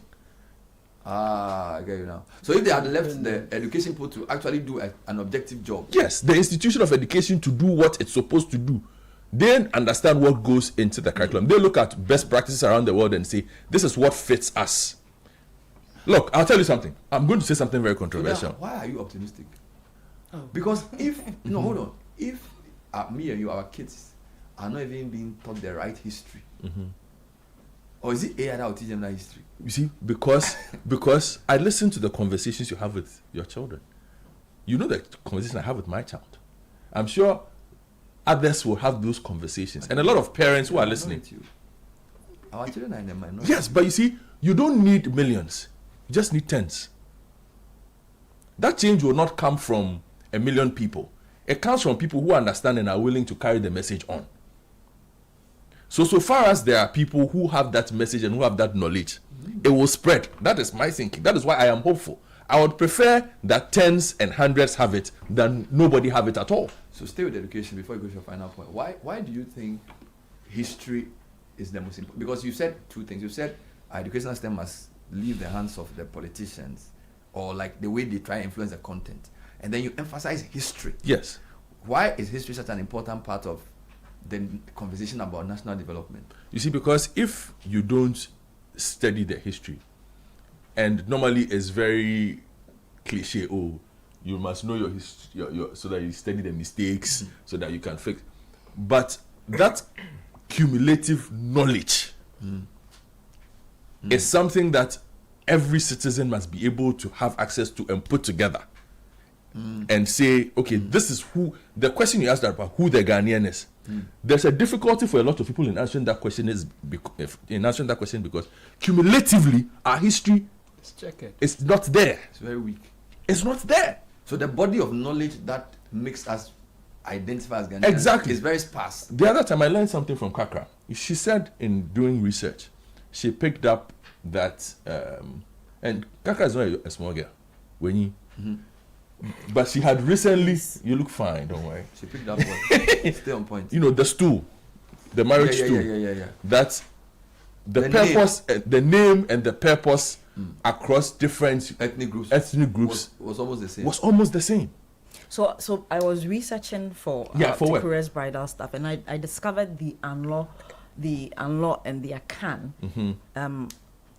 The significance of the stool in the bridal ritual, and that's for those two cultures, which are not even different. There's a stool on which the bride is placed, and there are certain incantations that are said, talking about her permanence, talking about the journey of marriage, and the research showed what was said in the tree language as well as what was said in the Ewe language, and it was essentially the same thing. Wow. The trees called it the Asesedra. And the Ewe language, you guys correct me, it was the Atizipui. Atizipui.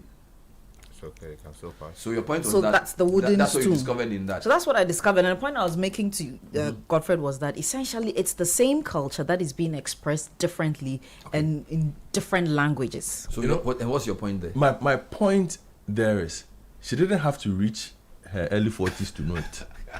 I think this should have been part of our education. Exactly. I'm not in my early 40s. Even in your correction. You understand? Whatever age. And so Charlie Godfrey, why are you selling it would. She's not even 40. It would. You are saying that sense of Ghanaianness there. Yeah, there's a gap in the. I think that's an interesting point. So that sense of Ghanaianness would have been discovered very early. So you are saying our education has a lot of flaws. Look. We live in a world of, and I'm going to make a final point, Sky, please allow me. Sky talks about AI and technology and what the rest of the world is doing. And you look at what we say we are doing. We are teaching IT.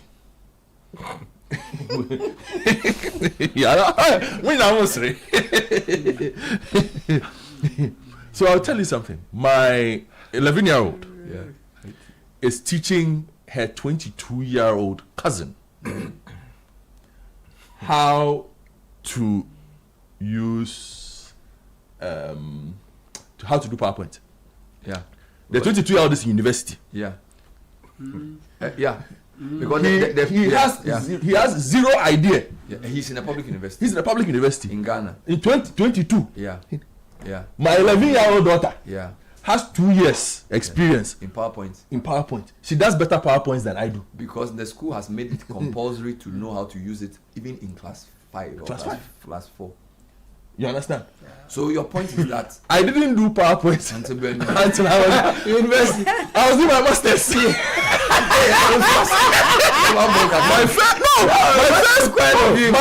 My first PowerPoint was Lesiad. Are you serious? Yes. Before I moved on. My first PowerPoint. And your daughter's first PowerPoint is grade 3. Is in 4th grade. Wow. but that's what I'm saying, that they are a minority, because you see, and that is don't forget the premise of that. No, I get that. Hold on. Let me make the point. So I'm saying that what my daughter is teaching her 22-year-old cousin, who is a product of the public system, is what every basic 11-year-old perhaps must know. for them to be competitive with the rest of the world. Exactly. So if our educational system had set up, we will still not be, to this day, majority of public education facilities be teaching IT with chalk. We haven't even spoken about schools still under Science, I went through some schools recently. I looked at the science resource centers. Apart from those that, like your school or my school, where the old students pay attention to those facilities and so make sure it has more than what the public institutions will provide. Bernard, again, it's because I can afford it. I saw the science lab of where my daughter attends school. Even so, in secondary schools don't have that. University don't even have it. The 5th grade science lab is better equipped than some university labs. So your point is that if we don't invest in public education to improve the content and the quality, we will not change. We can't you see, because we are competing. That's the thing. It's a competition. There's a global race. In order to compete favorably, because you see, you must compete on trade. You must compete in agri. You must compete politically. Yeah. You must compete in sports. Technology. Why is it that sports is worth $2 billion or $3 billion in some countries, and in Ghana it is worth zero? We don't even know how much it costs. Why is it that today I showed you an article of somebody sitting somewhere in the UK who decides that the UK needs a fresh supply of vegetables and goes to a desert in Senegal called St. Louis, where there's a lake, and provides jobs for 9,000 people and is able to grow fresh farm vegetables that are sent to the UK daily. 2 weeks ago, we sat here and complained. There's conflict in Burkina Faso. Ghana has run out of tomatoes. How do we compete? So I'm simply saying, if we don't fix that aspect, and we need, for me, that is the heart of it, and we need the politicians to wash their hands off. Look, final one, I beg you. Wash their hands. I heard the debate, and it's a debate that keeps coming up between both parties on comprehensive sexual education, for instance. It's a very touchy topic in Ghana. Nobody wants to talk about it. But whether you like it or not, you see, there are 13-year-olds, 11-year-olds, 10-year-olds in this country who are doing mama and papa. But you say we should not talk to them about it in the text. In a country where you have regions where teenage pregnancy numbers are off the charts, where your HIV rate is off the charts. In the way they discuss it, it's almost like this government wants to sexualize. Exactly. So they want to make our kids homosexual. So instead of like they are not even concerned about the social problem. Instead of leaving them, because an expert in education at the Ministry of Education, as we speak, or the Ghana Teaching Service, who is an expert in that space, knows that at this time, this is what we are supposed to be teaching. And yet, irrespective of the politics, kids in modern day 2026 around the world are having this conversation. That is the skill of an educationist. But the politicians will not allow them. My friends who are there will make sure that we delay that conversation by 6 or 7 years. By the time we start having that conversation properly here, some of them are already pregnant. Some are pregnant, and the world has also moved on. The politicians are killing us. So for you, if something needs to really be for me, that's where it is. Education. It's the education and everything about it. So the content, they should leave it alone. The content of the education, the quality. Oh, Bernard. And this is for basic. Yes. This is for basic. Bernard, why should I read a textbook that says give me the advantages and disadvantages of colonialism?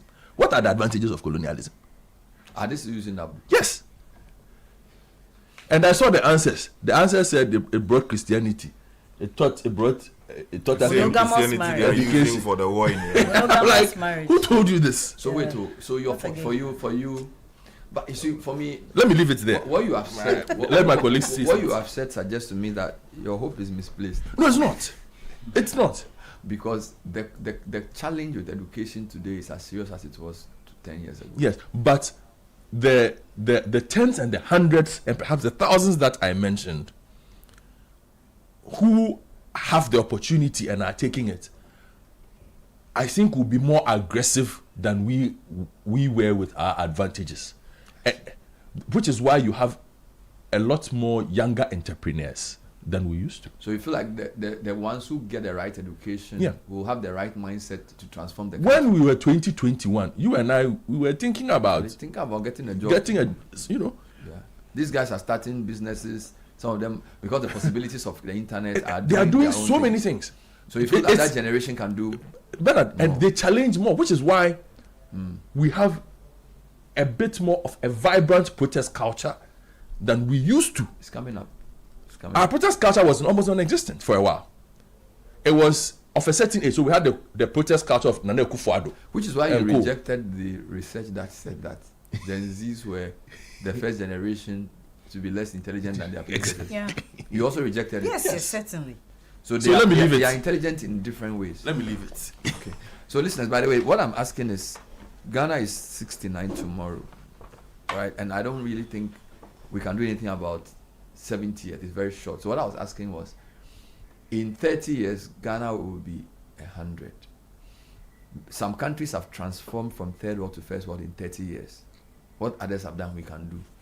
So the question I'm asking our listeners and the panelists, what are the big things we need to change if in 30 years we should not be regretting that we wasted 100 years of independence? Because Sky's premise was that basically, look, we've not managed our affairs well, we are not really doing well, and we all agree we can do much better. Can we become a first world country in 30 years? Can Ghana at 100 be a celebration of economic and social transformation?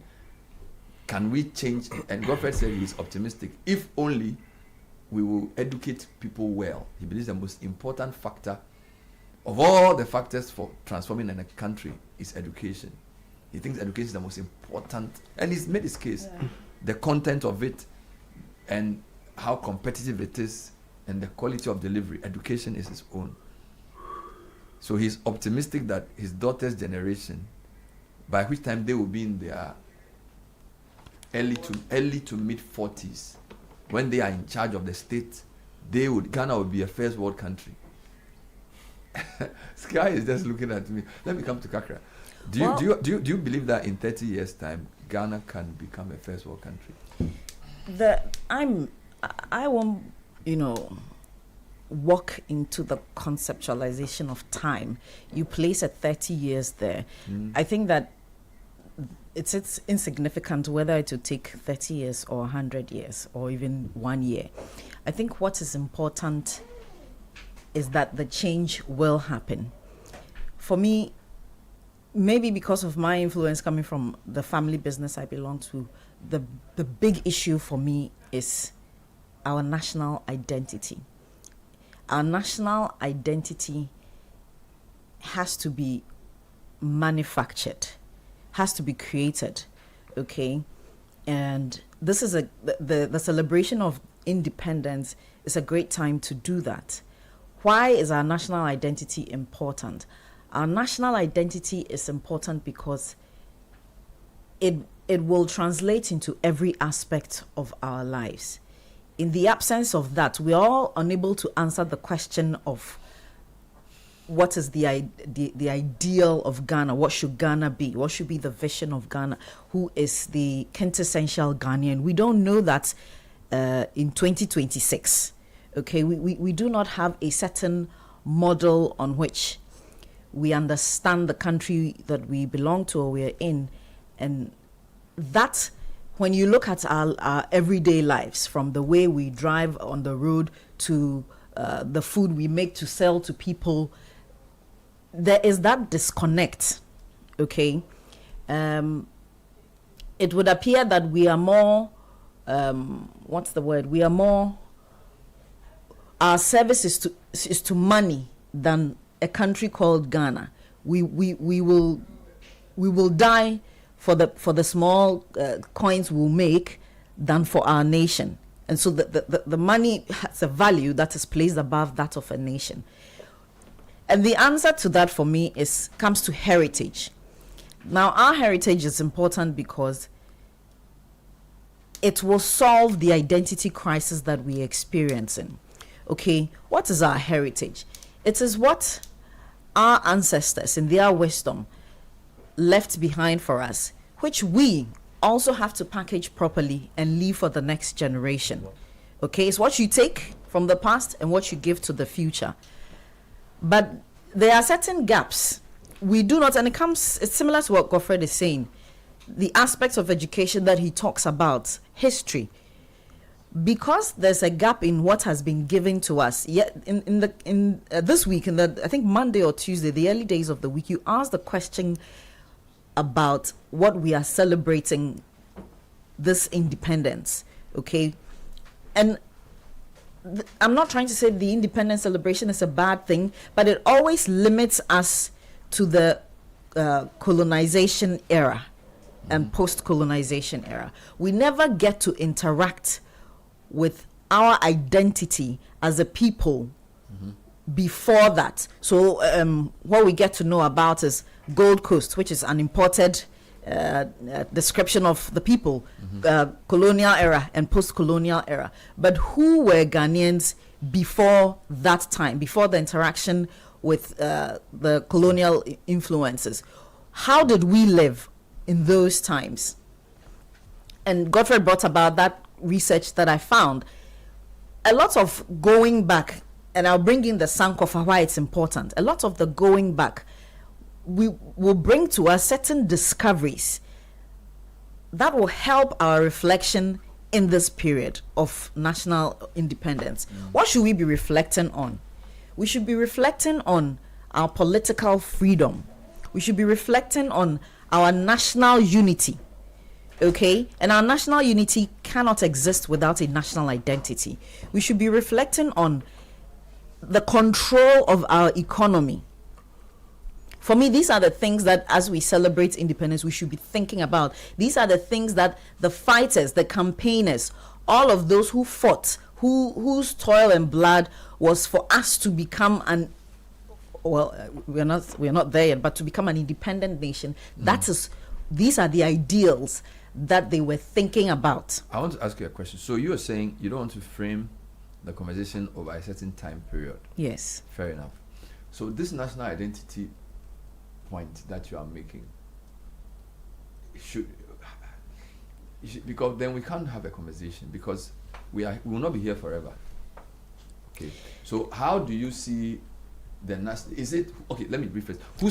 Whose responsibility is it to create this national identity for the citizenry? Before I answer that question, when I say that I don't want to be restrained in time, that was in response to the attainment of our development, our independent development. Okay, you talked about Ghana becoming a first world country. Don't forget, the premise is that, of course, in my lifetime, we've seen countries do it in 30 years. The shortest a country has done it. So that is a frame of reference. We are not saying that that's the magic number. We are saying that in our lifetime, we've seen countries who 30 years prior were essentially basket cases, and in 30 years had become first world countries. And I was saying that, well, we have 30 years to become 100. I understand you, so Bernard, that's the premise. But so I just wanted to deviate from that. But I think that it's not. I'm not saying 30 years is the magic. I understand you. So I just wanted to deviate from that, because every group of people and how they will do that. But I get your question about in executing that. Yeah. It cannot be. It can't be in a vacuum. In a vacuum, but. You see, you have to do, of course, if you are going to execute that, you need to place it within a certain scope of time. But it also has to be an agenda in perpetuity, okay? So that if we plan to change Ghana in the next 30 years, okay, we are going to change certain things in the next 30 years. But it shouldn't end when we hit the 30 years. The next generation that will follow must also continue it and improve it. So that's why I don't want to get into vision, strategy, all have to be time bound. Goal setting. You cannot whatever you want to do for yourself or your nation, you have to have benchmarks, and time is one of them, because time is what we have. Time is the unit of life. So you need to, you see, if you don't even as a nation put time to certain things, then you know if you are succeeding or not. Because how do you measure success? You can say, well, we may be here for another 1,000 or forever, so we are going, heaven knows where we are going. No, but we need to, that's that. Fair enough, so let's pack that. But my point to you is, you're saying national identity. He's saying we should depoliticize education so that education can do its work of creating the citizen that will develop the nation. So that's his argument. Your argument is national identity being the most important thing, because everything else depends on that. If we get national identity, if we understand who we are as a people, everything follows, which I agree with you. Yes. But the question which has not been answered is, how does it happen? And I'm not saying you should answer it right now. Let's think through it. The question is, how does a nation get an identity? Is it the politicians? Is it the educational system? Is it the family? How does a person grow up knowing that this is what it means to be a Ghanaian and values it in a way that makes him live it out? So, culture is a way of life, and culture is organic, and sometimes it can also be inorganic in that it can be created. Okay? It can be created deliberately and sometimes indeliberately. For me, every aspect of our lives, okay, if we are injecting a substance called cultural pride, national pride, and this is not a mere surface cosmetic, for instance, in Ghana, we say Ghanaians are hospitable, but there are allegations of people selling plantain chips with rubber in it. The hospitality is only for people coming here, but is there any love among ourselves? So for me, it's about how we create that pride in our cultures, because when you take our ethnic groups, yesterday or the day before, I was saying that the differences bring us together more than we think, because for me the differences are on the face of it. When you dive deeper, and that's why I believe in the principle of the Edinkra Sankofa. When you dive deeper into who we were before somebody called us Gold Coast, before we decided to be. But we're fighting a lot too. Yes, but you see, we were fighting a lot. We were fighting a lot. But that's why you are not just going back into history to pick everything, but you're going to pick what will become nuggets of wisdom, golden nuggets, to solve your situation now and for the future. Before Ghana, yesterday Moy Thompson was telling me that Nkrumah had to do a lot of work for Asante to agree to be part of the Gold Coast. Nkrumah, JB Dankwa did a lot of work because he was both a royal and then like a lawyer type. So there was a lot of suspicion between the chiefs and then the political leadership as to what a new nation would mean, because don't forget the indirect rule at the time. And sorry, I'm using colonialism, but the point I'm making is that there was a lot of suspicion and fights as well. That makes it a bad example, the era. You see, the concept of Ghana, we see, colonialism may not be the reference point for who we are as a nation, but in modern history, it's as like somebody said, we are the common enemy. When the British tried to dominate us, that's what brought us together. Because prior to their coming, even though we're living together, we're fighting a lot. So it was when they colonized us. No, I disagree. Let me explain what I'm saying. When they colonized us, because if the British hadn't colonized us, I'm not sure. Indeed, if they hadn't even done, and I'm not saying it's a good thing. What I'm saying is that the nation was created from the independence struggle. Do you understand? So if there had been no colonization, the move towards a formation of a nation state would not have happened, because there were wars between, and this is history, I'm not even creating this. Asantes were fighting the Asin, were fighting the Fanti, the Anglo were fighting we're fighting a lot. You understand? So I don't know. No, but now just a second. I don't know how Ghana would have been created in this space if it wasn't the struggle for independence. Okay. So why are we Ghanaian? Why are all of us, why do we belong to Ghana? We belong to Ghana because of the creation that was not by us, but by a colonial interest that put different people together. Exactly. The point that we've reached, we've been put together, but it doesn't necessarily make it an advantage of the colonial imposition. No, the fact that we've become Ghana is because somebody wanted to put the northern territories, the Transvolta together for their interest.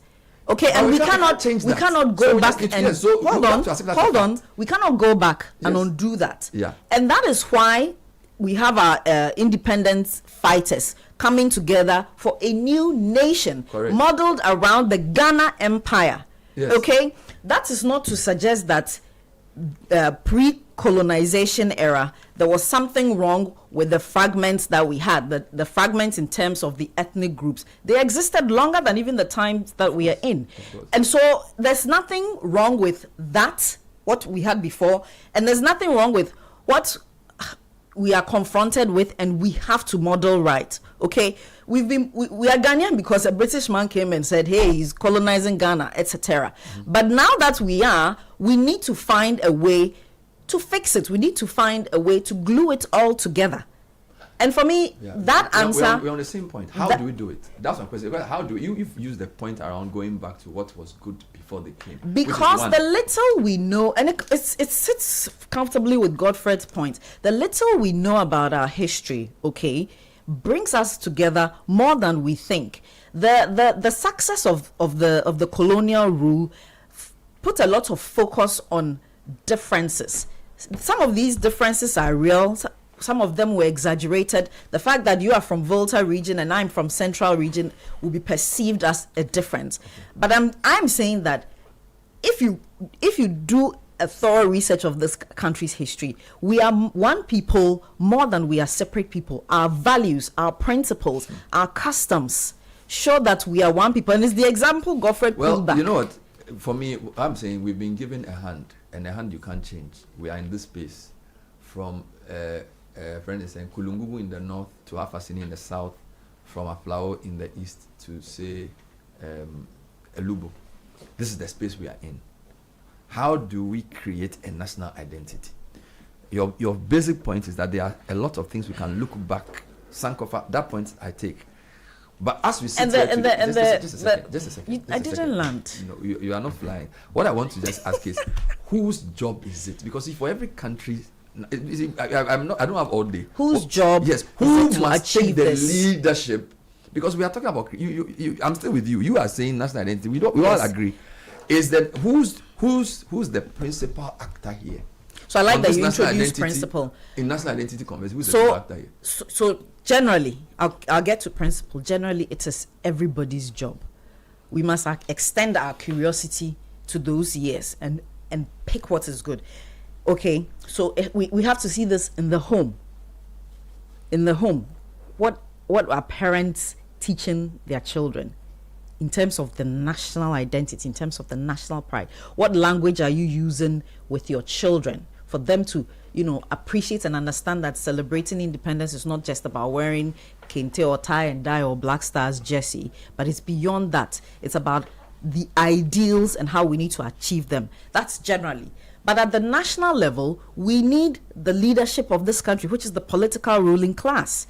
Okay, and we've seen attempts to make this work. We've seen recently is it Fugu Wednesday? Mm-hmm. But it shouldn't just be it shouldn't just be the mere symbolism of it. Okay, the political class has to begin. I don't know if you have to do it by law, which really no, but the political class has to start that. We don't have a political class, in my opinion, okay, that intends for us to have a national pride, to have a consensus of nation, okay, but also they are products of this same society, which is quite individualistic. But we need the ruling class to begin that agenda. If we have that agenda, it has to seep through what? Our religion, our education, what our governance, and that is the only way we can achieve it. So instead of a very nice symbolic gesture with fanfare around it of wearing a kente shirt or wearing a smock, it needs to go beyond that. It needs to have more meaning than just the imagery. Okay. Time is 8:09. Later on, we'll be talking about music. This one is not easy. Some people want to set their own questions and answer. Some people want to set their own questions and answer. But we are still on the same point. Somebody thinks education should change. We should take education away from the overbearing hands of politicians and political interests. Another person says, well, you need to create a sense of national identity. If you want to be a nation you'll be proud of in whichever number of years. I'm still thinking that 30 years is a good time because it gives me something to work towards. It gives me something to work towards. If you retire at 60 or 65, that means that 10 years after retirement or 15 years after retirement, can the nation get there? And then, of course, whose job is it? All of us, but the political leaders must take the lead. Interesting two examples. Fugu Day, it was when the president went to Zambia. But the Black Stars craze, it wasn't the politicians who started it. It was just somebody on social media. So which means that using those two examples, both the top and the bottom have a role to play. Yeah. Because if the craze for Black Star jerseys was started by a regular Joe, it tells you that there are lots of things we can do. I'll take Caleb's comment quickly on this, and then I'll wrap up with the man who brought us into all these problems. Yes, and I'll be quick with this, Bernard. You know, a couple of weeks ago, the president was in Ethiopia, and then he said that Addis Ababa looks very clean and neat, and it's well developed, and he feels that it qualifies to be the capital of Africa. You know, when he made that comment, a lot of people sought to draw his attention to the fact that the transformation he's seeing today didn't take 50 years to do.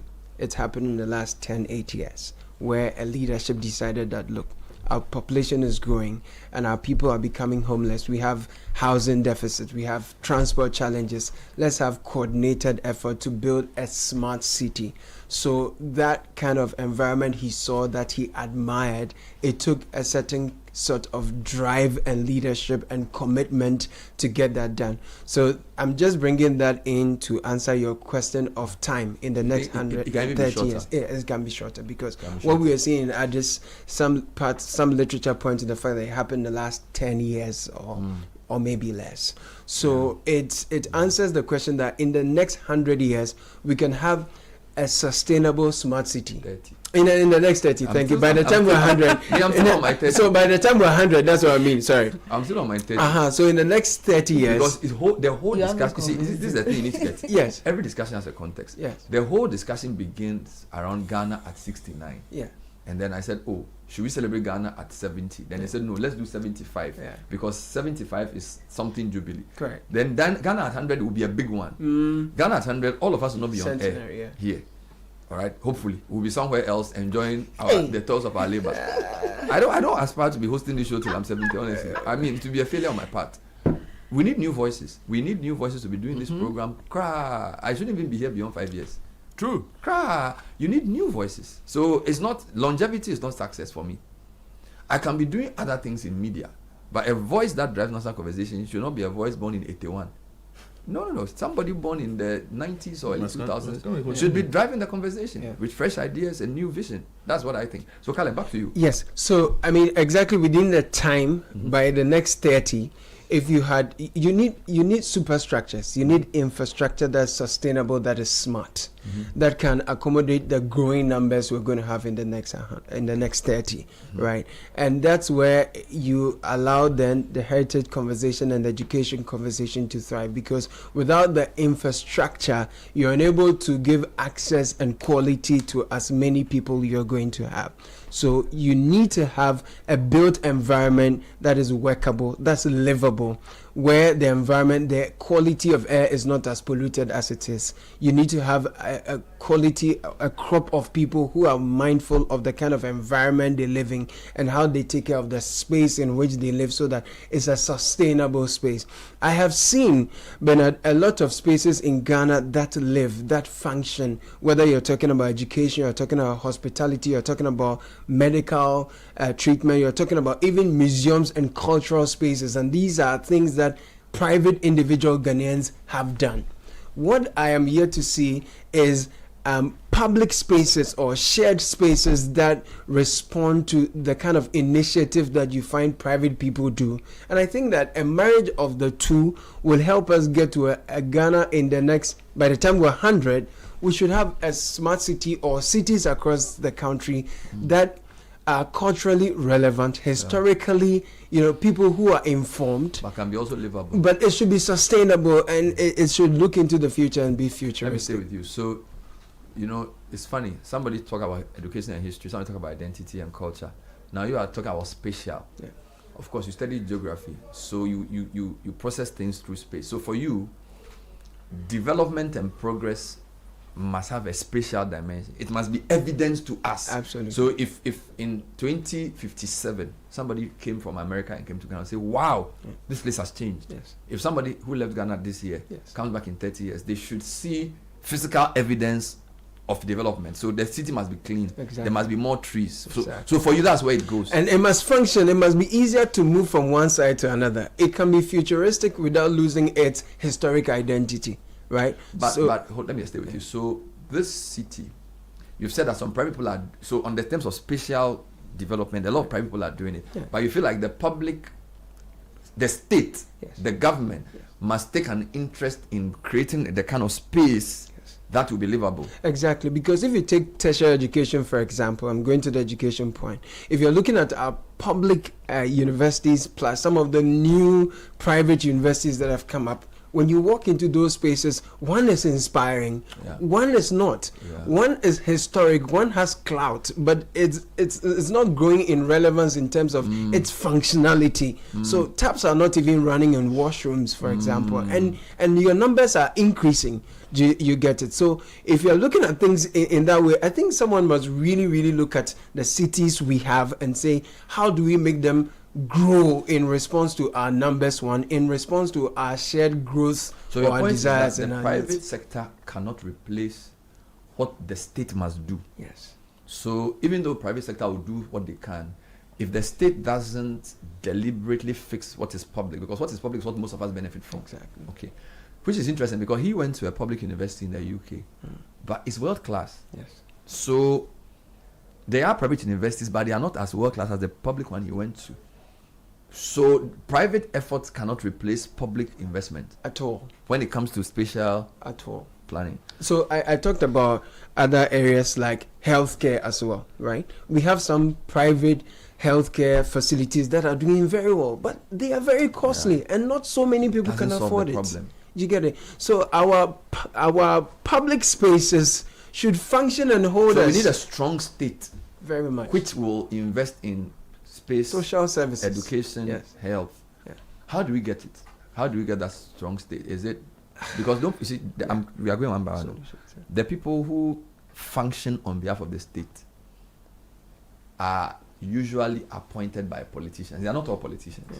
All right. So somebody who works at GRA may not be a politician, yeah, but usually the person who is in charge of the unit reports to a politician, which is why her point around so it's the same. Both of you are saying the same, that the political leadership have to prioritize the thing you are saying, otherwise it can't work. But is that our only choice? So what if they decide they're not going to do it? Because this thing I'm saying about 30 years, he is saying that he thinks that politicians actually prefer if the citizenry are dumb. That's what he said. All right, that's his view. And the two of you are saying that even though it's all our responsibility, political leadership must take the lead in this national identity and this spatial thing. So the question to you is, what if the politician says, Charlie, the system is working for me, I'm making money, I'm educating my kids abroad, people are voting for us. If it's ain't broke, don't fix it. Are we doomed? That if the so what I'm saying, if the politicians decide that they won't do it, is that all we have, Caleb? Or can we? Is there nothing else we can do? Godfred, can we force them? I can borrow something from Godfred's conversation earlier, where he talked about the protest culture, and that's growing because people are having a sense of we deserve better, and people are getting to know a lot more about what's happening and what's possible elsewhere without even getting to travel with the advent of social media and all. The truth is that the patronage in our political system is really strong, and so you would have just have a few people who would know that we deserve better and we should be doing so much more, like Godfred said. And he is hopeful that you don't need so many people to change that. And that's where I keep saying that, look, when you walk to some spaces of what Ghanaian individuals on their own consistent effort over time have done, it's inspiring and it's great. And when more people get exposed to such culture for you, that's some hope. Can force political elite to do what we. But this is another question I have for you. We shouldn't assume that everybody else wants the right thing. Sometimes, you see, leadership is critical. So, for example, we sitting here believe that Ghana in 30 years must be this, or Ghana whatever number of years. And we've assumed that the political class, or we say the political class may not want that. How do you know that the generality of Ghanaians agree with the things you are saying here? Because that's another challenge, right? Because sometimes when you sitting in the media or in civil society tries to create positive change, the big resistance you face is not even from the politician. It's actually from the person you are trying to help. I get that. And that's what empowers the politician. Yeah. So if the politician is not even getting the impetus to do what, who is Caleb Kuda? On fans or Citi FM, they are not serious. The majority of people who turn out to hail them, who turn out to support the kind of things people. They do. So it's going to be a bit more difficult. Yeah. So, but I'm coming. Does that not change? I'm coming. Does that not change the trajectory of our advocacy? That maybe some of our advocacy should be around the people we are trying to help first, for them to understand what to demand. Because if a politician will not give you what you want unless it will cost him something. Mm-hmm. So maybe the direction of education, culture, social advocacy should be around getting citizens to see what a functioning society should look like. But Bernard, you have then said those citizens can say, this is what we want from our politician. When you come and lie to us, we don't take it. Because he says something that when people are educated, when people's eyes are open, the old stories will no longer wash. So maybe our advocacy should be more horizontal and not vertical. Our advocacy should be around how do we get citizens to see what a citizen's rights and responsibilities are, so that they will not be cheated or deceived by a politician trying to divide them for votes, rather than saying, let's just go and mass up and say, do this for me. Do you get it? In terms of emphasis, Sky has the last point, and then we move to music.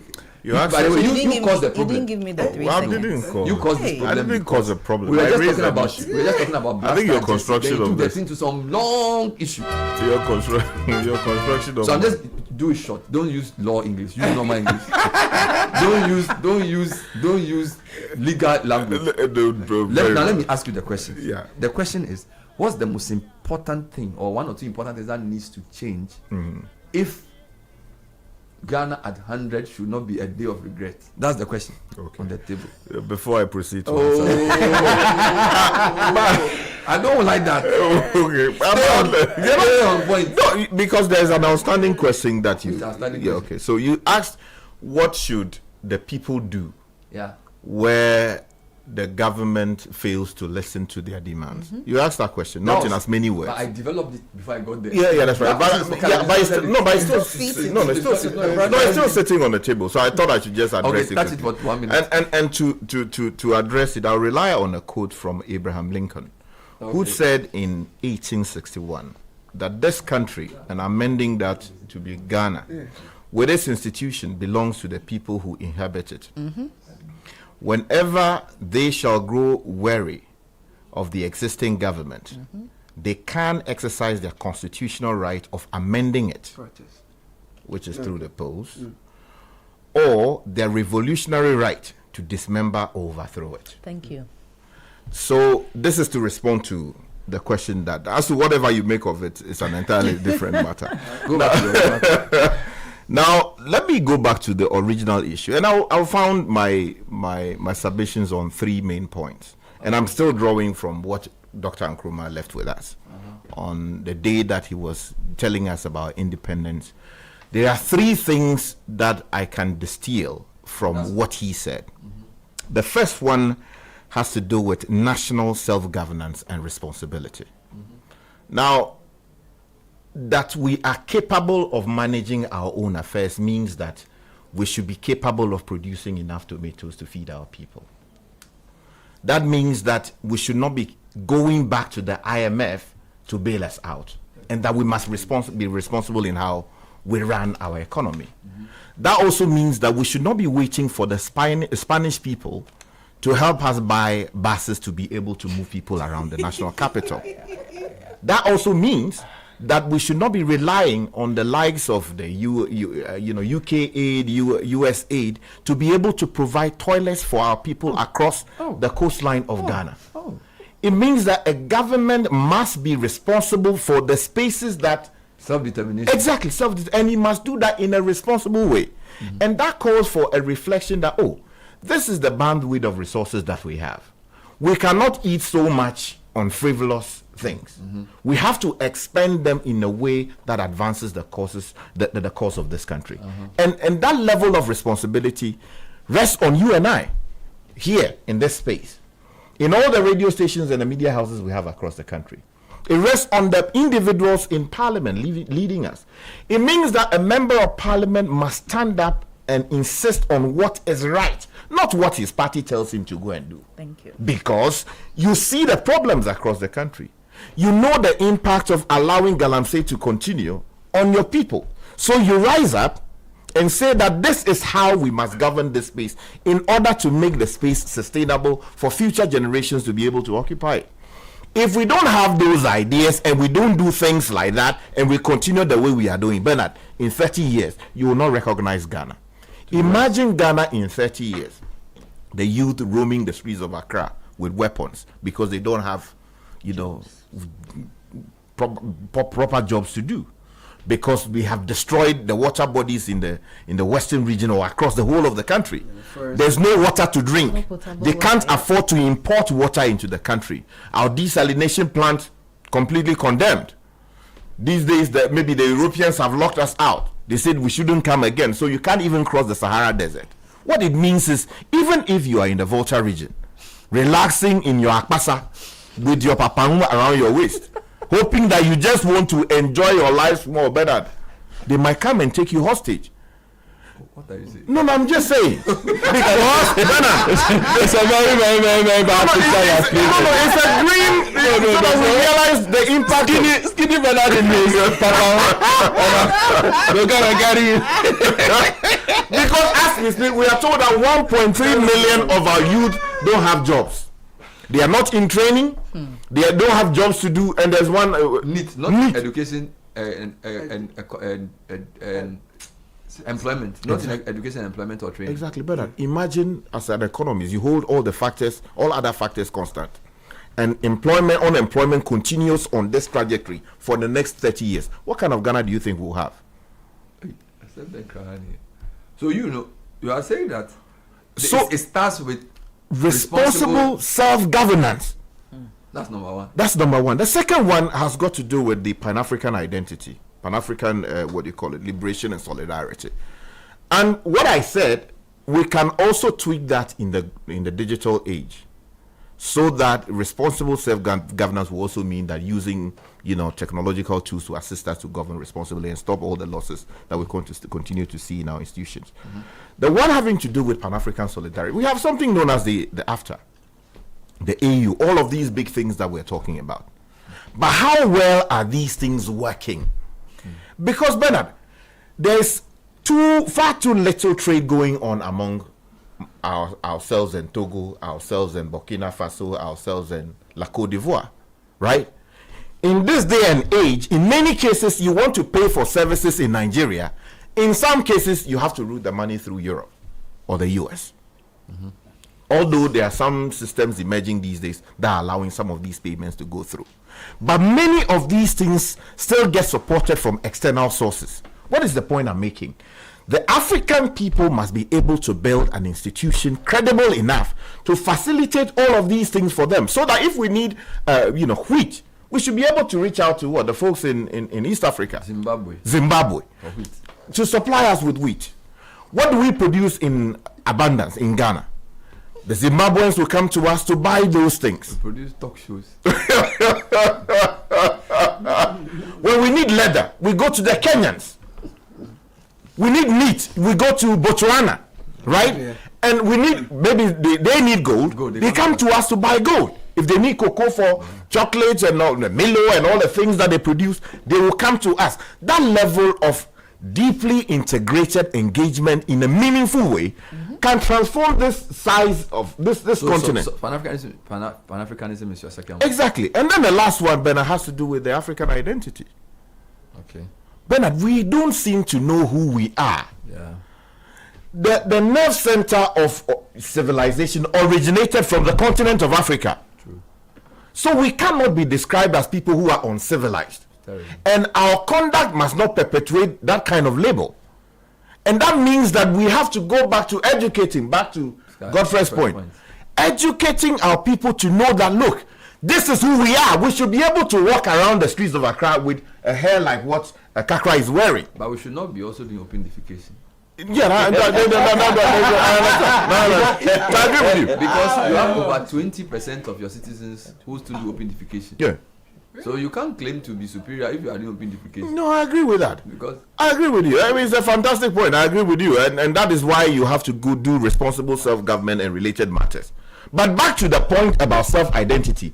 It means that you must know that you are not a white lady and therefore you shouldn't go and buy wigs. We should not continue as a continent to expend our hard-earned cedis on importing wigs from other countries so that people can wear and samina, de-skinning ourselves, bleaching. We must stop it. Because the African skin is an important one. God put us here for a reason. The melanin has its reason. Exactly. It protects us against so many things. People should stop using. We should stop using. And be used to show. It calls on. It behooves you, the mother, father. When they do yomo. They do Jerry Curls. Can it be? The test for light skinned women too should be altered. No, just to give we do have because they are doing is the market. The demand and supply. All right, those are some of the comments. I'll read a few when I come back. Before this, in today's digital world, cyber threats are on the rise. Be vigilant. Don't click suspicious links. And make sure you use strong passwords. Remember, cyber safety starts with you. Helplines for Mini Basic 0800 100 790. That's 0800 100 790. Or 0307 086 000. Mini Basic Bank, not just another bank. Looking for motor insurance that goes the extra mile? Hollard Insurance has something special for you this 2026 and you won't want to miss out. Insure your car with Hollard and enjoy extra rewards. New customers get to drive away with free fuel vouchers when they sign up. Existing customers get exclusive gifts when they renew. Plus 24/7 free roadside assistance for everyone, so you are not stuck on the road. Call Hollard on 0800 444 999 or visit any of our offices or speak to your broker today. Hollard Insurance, we've got you covered. Litina Travel and Tours is uniting world-class football and global business in one unforgettable journey, taking Team Ghana to the biggest global football stage. When the world gathers for greatness, Litina leads the way. Package includes visa to watch all 3 group matches, 3 official match tickets, return charter flight, hotel accommodation, travel insurance, exclusive access to business networking, and so much more. Call Litina on 0244 260 789 or visit Litina at Alisa Hotel Northridge. Litina is your gateway to the 2026 World Cup.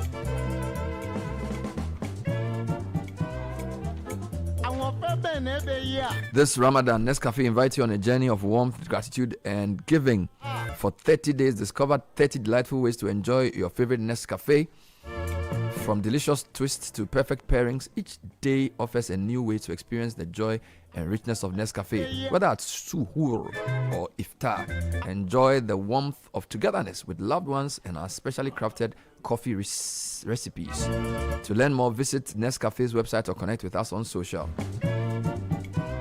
Attention business owners, are you troubled by your energy bills? Apply for the Energy Smart Business Program to benefit from free expert energy audits of your business, tailored energy savings plan, hands-on energy management training, and more. Go to agiesc.com to read more and apply. Call AGIESC on 0507 977 902. The Energy Smart Business is an initiative of the AGI Energy Service Center with support from the World Bank. Do you drive your own car? Then make sure you're protected with motor insurance you can trust. Provident Insurance covers comprehensive third-party and theft and third-party only motor insurance with fast, stress-free claims payment. Insure from January to March and enjoy fuel coupons and exclusive branded souvenirs. Remember, Ghana card is required for individuals, TIN number for corporate clients, Visit any of our 16 branches nationwide, or agency outlets or licensed brokers. With Provident, man, you are covered. Caleb, read a couple of quick comments for us. Yes.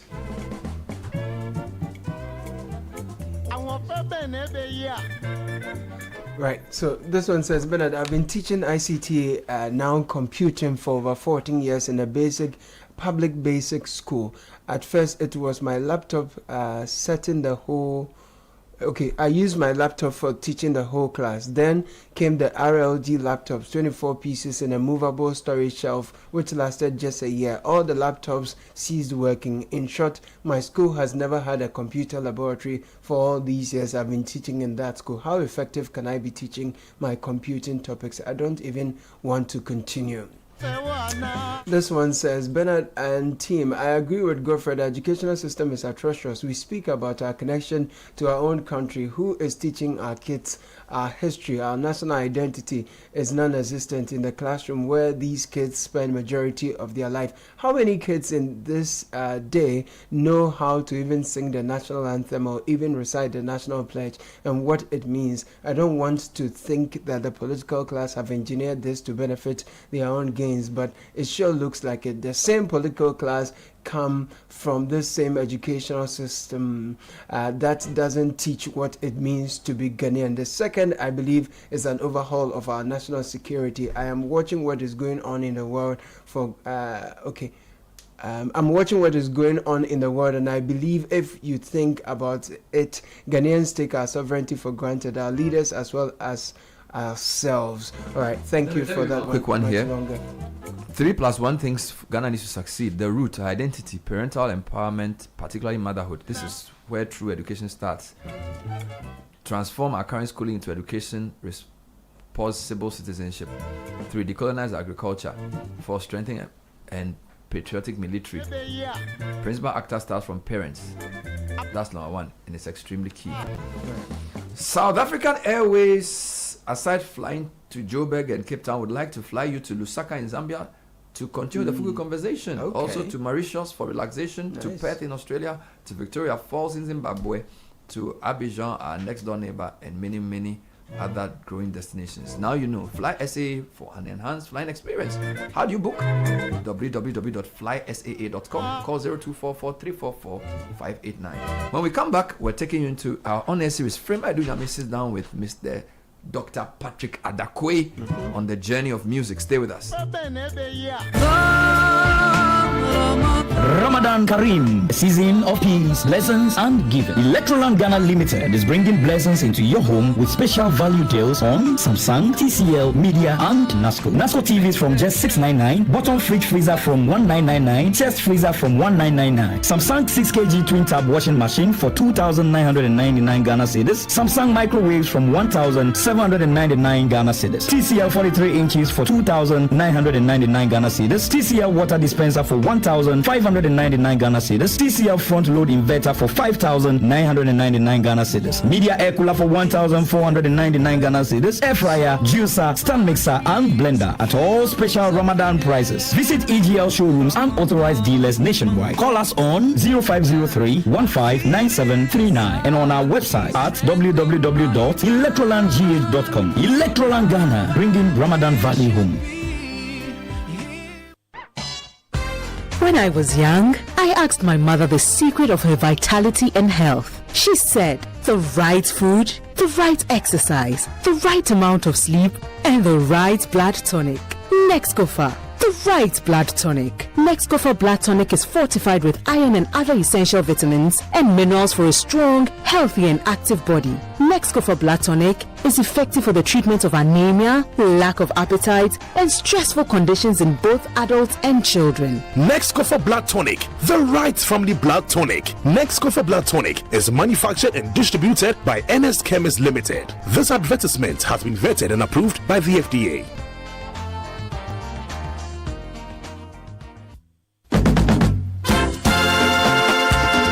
energy and reconnect with your roots this March at the Back to Your Village Food Festival 2026. Join us for a celebration of Ghanaian culture and cuisine from all across the country. Northern, Akan, and Southern villages will all be represented. It's more than just food. It's about culture, family, and memories that last a lifetime. Let's come together this March to discover the flavors that make us who we are. The date is 28th and 29th of March 2026. Venue is the 847 Children's Park. The time is 10 a.m. through till 6 p.m. each day. Interested vendors can register by calling 0205-973-973. The Back to Your Village Food Festival is powered by Channel 1 TV with support from 97.3 Citi FM.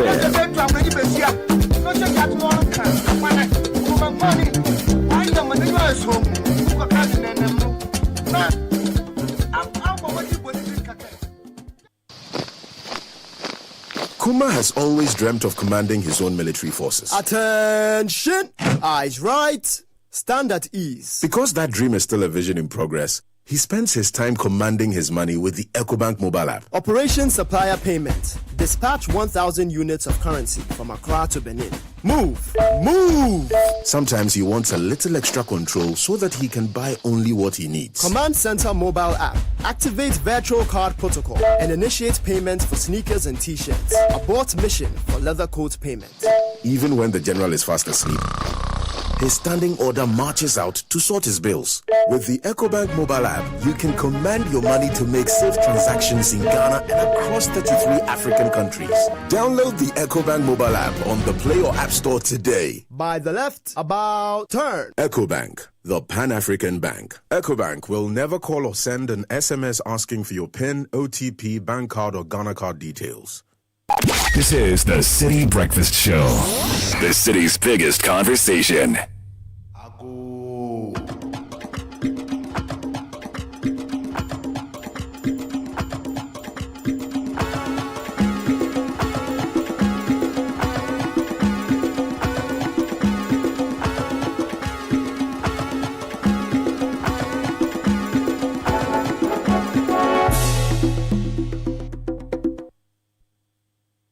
We are very, very delighted, to be coming your way this day on the Heritage Month series.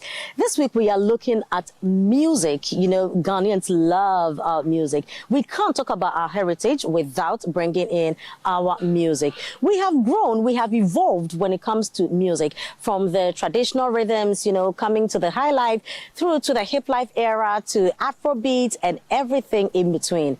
Today on The Sound of Our Identity, we are looking at the gospel music, the choirs, the community music and everything about it. We've brought in fact, we have dragged in one man who is just the perfect person to be telling us about this. He has studied it, he has practiced it, and he is an authority in this. I'm Frema Edunyame, and my guest today is Dr. Alfred Patrick Adakwe, who is a senior lecturer, Department of Music at the University of Ghana. Now, right after this break, Doc will be joining us and we'll have our conversation.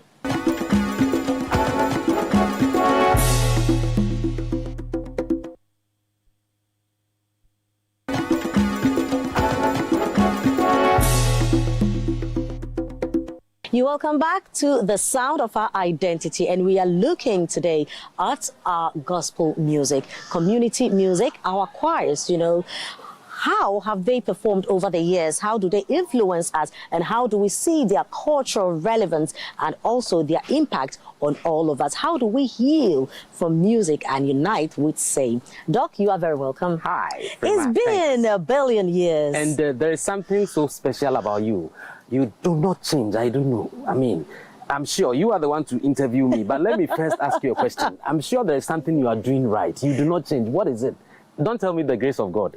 That one is there. Beyond the grace of God, yes. I think it's the Apim and the Kobe. Oh, are you serious? I'm very serious. Apim and Kobe and, pepper and eggs. Okay, that's my nice. favorite meal. Oh, okay, so you don't do a lot of red meat and... No, not really. Okay, yeah, for sure. I mean, from Kumasi, born and bred in Kumasi. Oh, Nyame oho. What's Masi, Ahanti, in Kakra Kakra. Yes. You know, as a Putoshi Egum Kakra, you know, Apem Kakra. But you haven't changed either. Well, you are telling me. I don't know. No, you haven't at all, at all. I'm glad we brought you in here today for you to talk about what you do best, you know, talking music. But today we are looking at the gospel side of things, you know. We consider ourselves people who fear God in whichever way you look at it, and we don't take our church activities lightly at all as a people, although there are other things that we do on the side. But on Sundays, you know, we give it to God. We all know that we have to give that reverence to God. So, Doc, I want us to be looking at the church music and as a cultural force, church music as a cultural force. To begin with, let's look at church music. When we talk about church music, what exactly are we talking about? You know, church music has really been broadened. When it started, it was just about the historical mission churches, what the normal person would say Orthodox church, right. You know. So the Methodists. The Methodists, the Presby's, but of course, all of us are from Catholic. So the Catholic music was the pure church music. So even as at now, when scholars are writing about church music, most of them still talk about that kind of music. Right. However, church music has broadened in such a way that even Sunsunsori kind of music is still church music, unless, of course, unless we don't accept Sunsunsori as a church. Yeah. You know. So church music has been very broad. Now, even in gospel, you mentioned gospel. What is gospel now? Yeah. We have Afrobeat gospel, we have reggae gospel, we have high life, even rap gospel and all. Yeah. So now gospel has woven into different genres.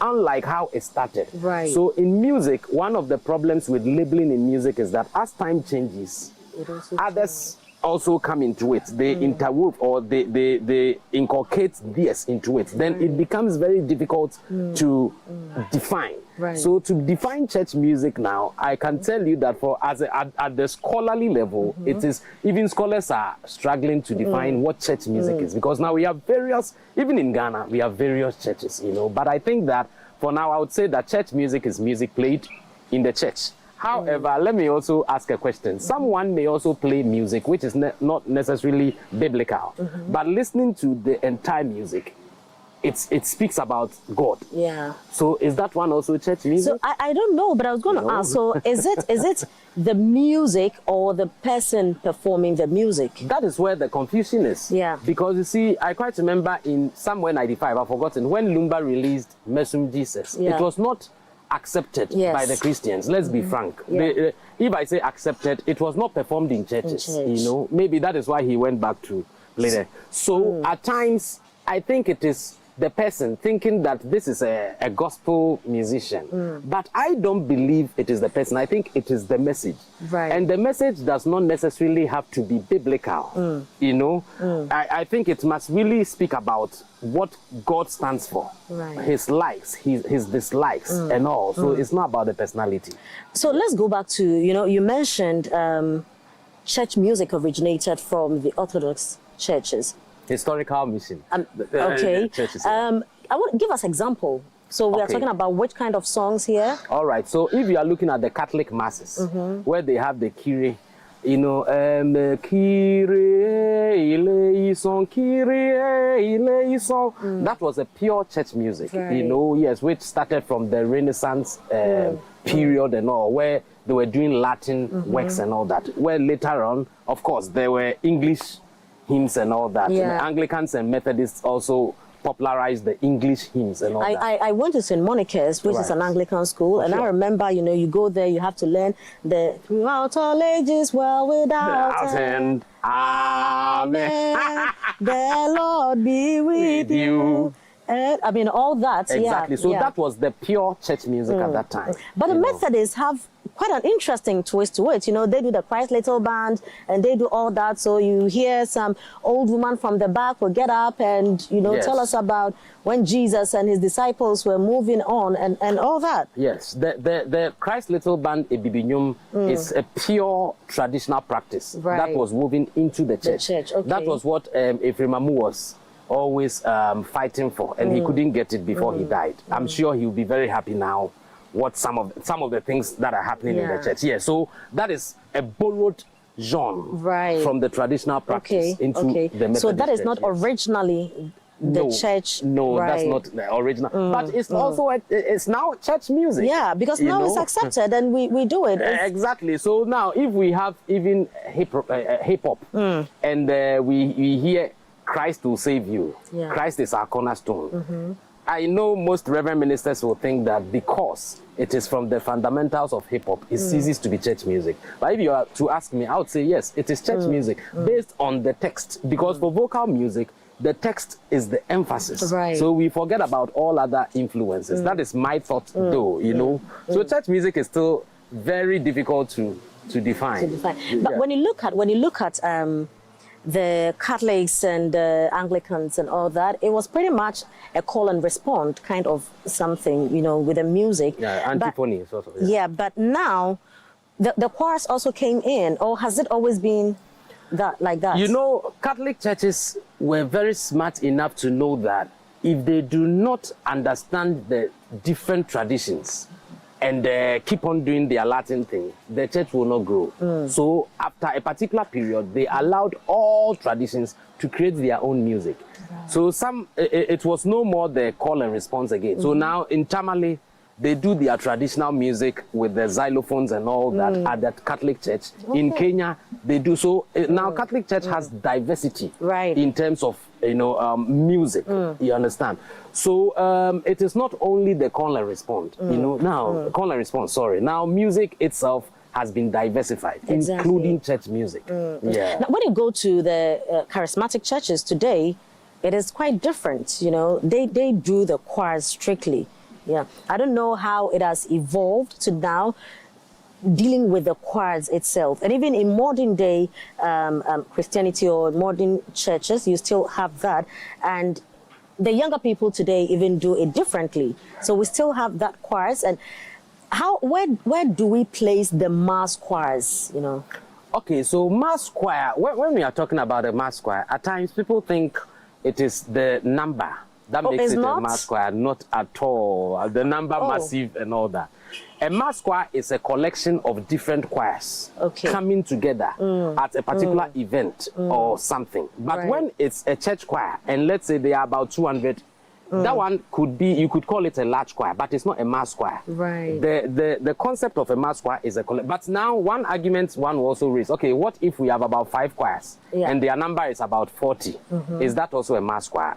In reality, it is still a mass choir because a mass choir, it was created for, for events where maybe a big church may have different denominations or different branches and all their choirs come together to do something. That is a mass choir. That is a mass choir, but a large choir is not a mass choir, you know. A large choir can be in a church.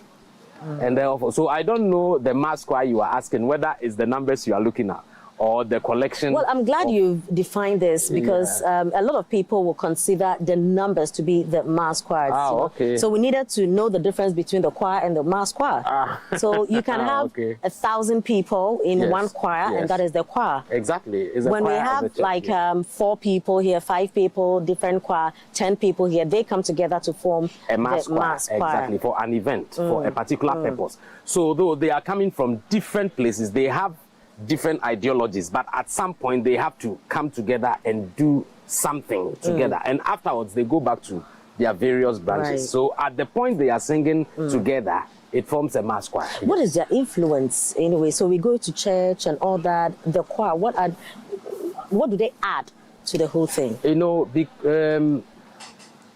you realize that most of the times the choir starts with the so-called worship and all.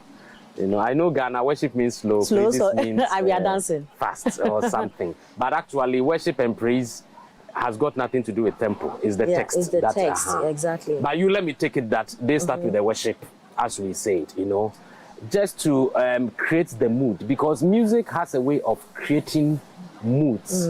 And at the point where people are listening to the music, now the text of the music and the instruments and the beauty of the harmony and all that has a way of letting people even imagine heaven. Some will say, I listen to music and I start imagining heaven. So the choir creates a very important atmosphere in such a way that some ministers even want the choir to sing before they preach because of that atmosphere they create. So that atmosphere, at times, we want to take it for granted as if it is nothing, you know.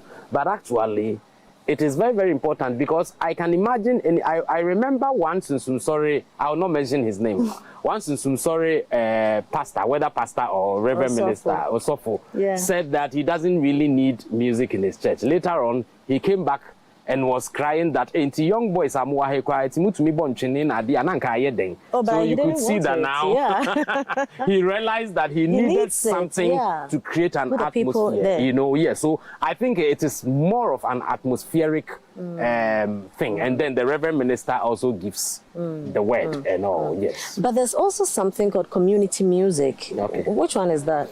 So when we are talking about, of course, every group of people can be referred to as community. Even the whole of Channel 1 is a community. So a church is also a community. But however, how it started, you know, community actually, when you're talking about community music at the scholarly level, we are looking at music in a particular society. Right. You know, normally it's outside the church, you know. Okay. Music in a particular tradition where they play, and such community music are mostly participatory, you know. But the question someone will also ask is, but in a church, everyone participates. But you also know that in a church, sometimes we sit and watch the choir to sing. So the emphasis on community music is its participatory level of it. And it's mostly in a community, a tradition. So for instance, when you go to Volta region and they are playing their abaja, you realize that it is not like the Western classical music where everyone has to sit and listen. It's not a concert. No, it's not a concert. Everyone joins in, you know. If it's singing, they all join. So that is more of community music. It's not for one person. The emphasis is also not on the composer, performer, as the Westerner does it. You know, it's inclusive. That's community music. So when you go to the shores and you find the fishermen, you know, pulling their net and all that, they sing. That is community music. That's community music. It's a community of fishermen, you know. Give us example. Dog, I know you sing, so I want you to do something, So give us an example. But you gave an example, like the Sisimbum, Tabumbum, you know, and even in Adwa music and all that, you know, there are saying. But one thing with the African is that the African may keep quiet and watch community music or traditional music if he doesn't know. Exactly. So at times there are times you go to a king's court or any traditional event and you realize people sitting and watching the dancers and it means they don't know the music. But once they know the music, they will join in. You understand? So that is what makes it the community. However, as I mentioned from the beginning, as the world was growing, you know, at first church music was not necessarily community music. Most of the times they were watching the choir sing as we do. Once in a while they join in and out. But now when you go to the charismatic church, from the beginning to the end of the service, everyone participates. So someone will ask whether that is also community music. It's community music in a way, but we are looking at the beginning and epistemology of what is known really as community music, you know. But naturally, community music is participatory music or inclusive music. That's it. Yeah. Right. So we'll just take a little breather here. When we come back, I want us to look at what these music really do to us as a people. This is the sound of our identity. We are looking at our choirs, we are looking at community music, we are looking at Christian music in general. My guest here is Dr. Alfred Patrick Adakwe, and he is a senior lecturer at University of Ghana, Legon. I'm Frema Edwinyame. We'll be right back.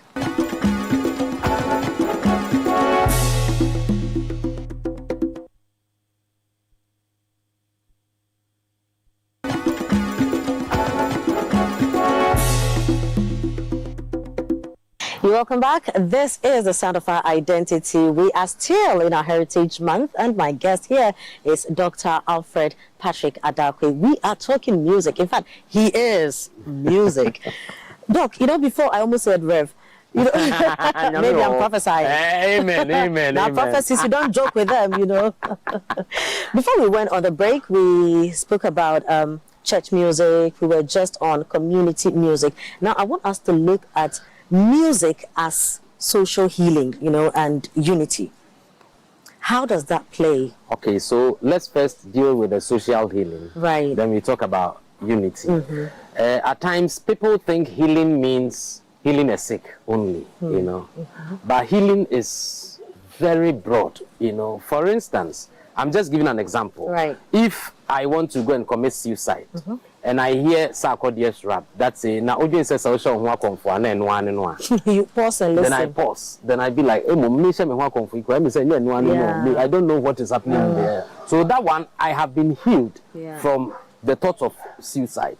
And at times, you want something to draw you closer to God, and you listen to a particular kind of music, and it draws you closer. At that time, you have been healed in one way or the other. And of course, so in the healing, we have intentional and deliberate healing. That is the music therapy, where we have some kinds of music that they intentionally play, and they have systems, you know, in place to heal the sick or anyone. However, there is nothing like a general music that heals anybody. You know, forget about the Westerner that said Mozart's music helps children to be brilliant and all those things. They are all fallacies. Because that Mozart music will do nothing to a child in Sugakupe, actually. Maybe, you know, the rhythm and, you know, all that, it puts you in a certain... Let me tell you, at times, if you are listening to a particular music that you are not used to, no matter how beautiful it is, and no matter the intention of the composer, you will not be healed, because you don't even understand. You can't even resonate. So when you are talking about music to play even in the hospital, there is no one music that will, because that pure village hospital, that pure village man that is sick and needs some music to really heal him, you can't be playing Mozart's symphony. You understand? So even that healing is also contextual, and it is cultural, you know. And talking about unity, you know, all those sayings are myths that we musicians created ourselves just to defend music. But as I was growing, I realized that can we keep on lying to defend music, that music brings unity? It doesn't. You and I know that even in the choir, there are a lot of people quarreling in the choir. Within instrumentalists, they are quarreling. You have a choir in Citi, and you know that it has always not been. So where is that unity from? The unity we are talking about in music is not moral unity. It's musical unity, the coherence. At some point where though you all have your differences, but when you come together to sing, you sing as one. You sing with one rhythm. You sing beautifully. So the heartbeats, the music, and the synchronization of the music is where the unity is. But afterwards, you go and solve your differences here and there, you know. So music creates musical unity. Or let's say synchronizing unity, but not moral unity. But you know, when you hear or when you hear it doesn't matter who you are. Is that not unity? No. NDC people dance with it. MP people, when you play that at a party, everybody gets up. I think when the rhythm is good, we also forget our differences. That one is there, but that one is the beauty of the music that is drawing us together. But afterwards, if I'm MPP, I'll continue to be MPP. It's not the spur that will make the moment the music MPP ends now, then you remember that. You can, why am I standing here with you? So that is it's the beauty of the music that brings us together. Right. So it is musical unity, but we shouldn't pretend as if music brings us together where NDCs and MPPs sing to God be the glory together. Because of that, it has created unity. Meanwhile, you know, it is not. There are many myths in music that are not factual. I think that there are better ways to defend music than to use social healing and unity and music. So like what? Oh, but there are, because you see, everyone listens to music. Yes. You see, so at least it's nice to have an idea of some of the components that go into the music. Because when you are playing an instrument, the feeling, the emotional. When I'm playing the keyboard and singing, what I feel, I doubt anyone else feels the same thing, unless the person is in there. Yeah. And that is my healing. It does a whole lot of things for me, you know.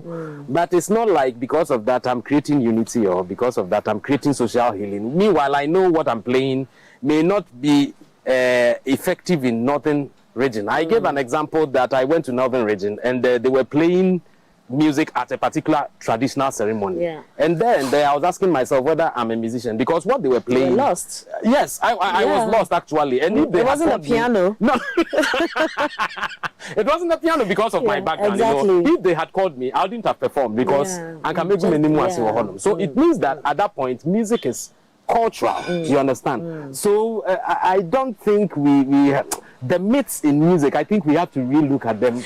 Probably it's also because sometimes you just can't define what music does. It's difficult to define music. Yeah.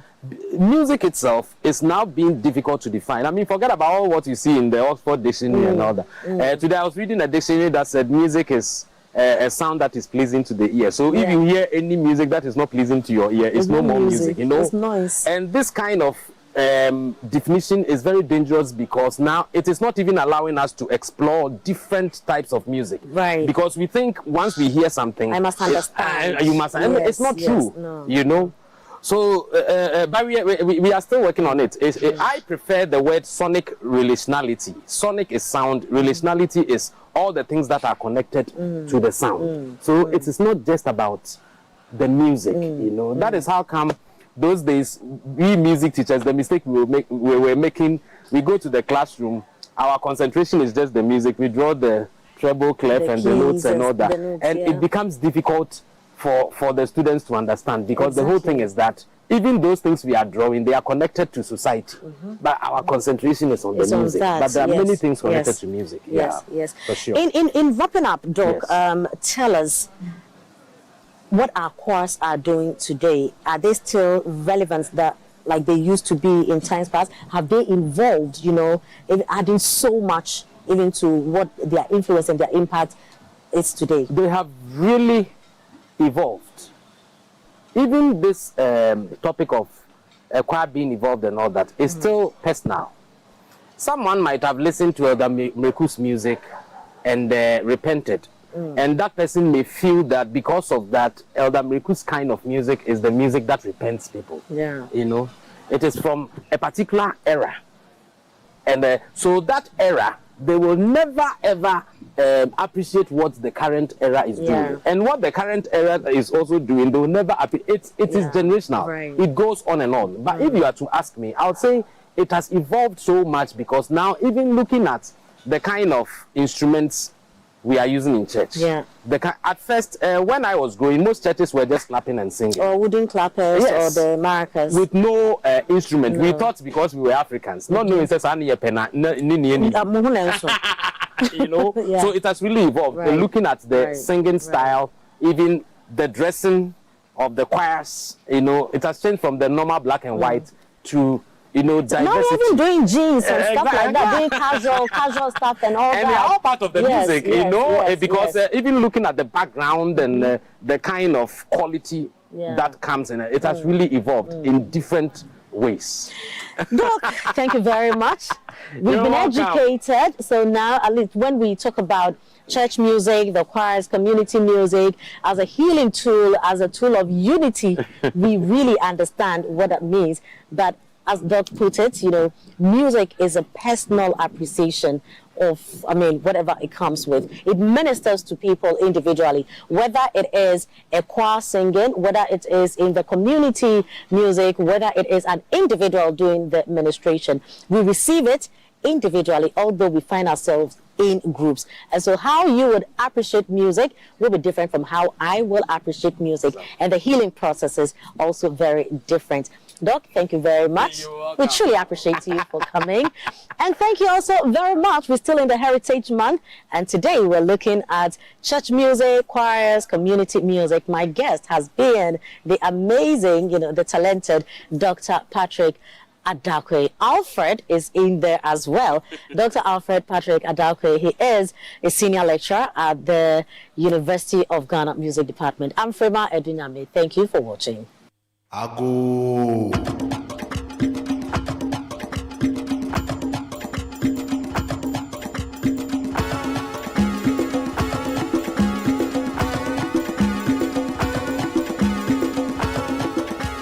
Great conversation as always. I'll be wrapping up as 2 minutes to the top of the hour. When factories rise, we protect them. When businesses grow, we guard their future.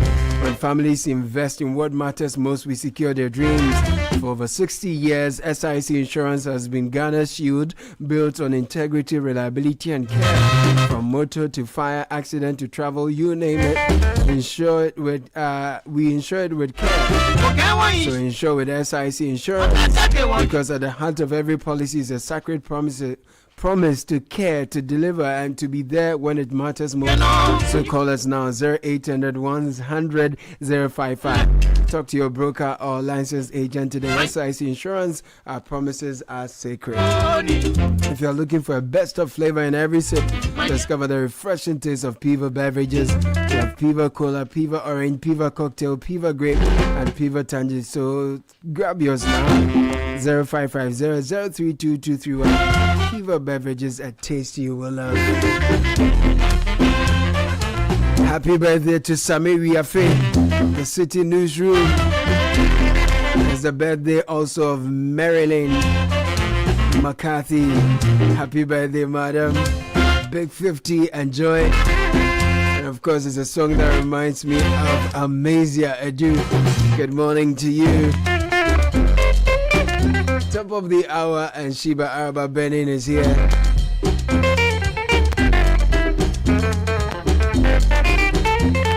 With the news at 10. Good morning, Sheba. Good morning, Caleb. Coming up in the bulletin, illegal mining in Ghana's forest reserves increases by more than 5,000 hectares, and minority raise concerns over proposed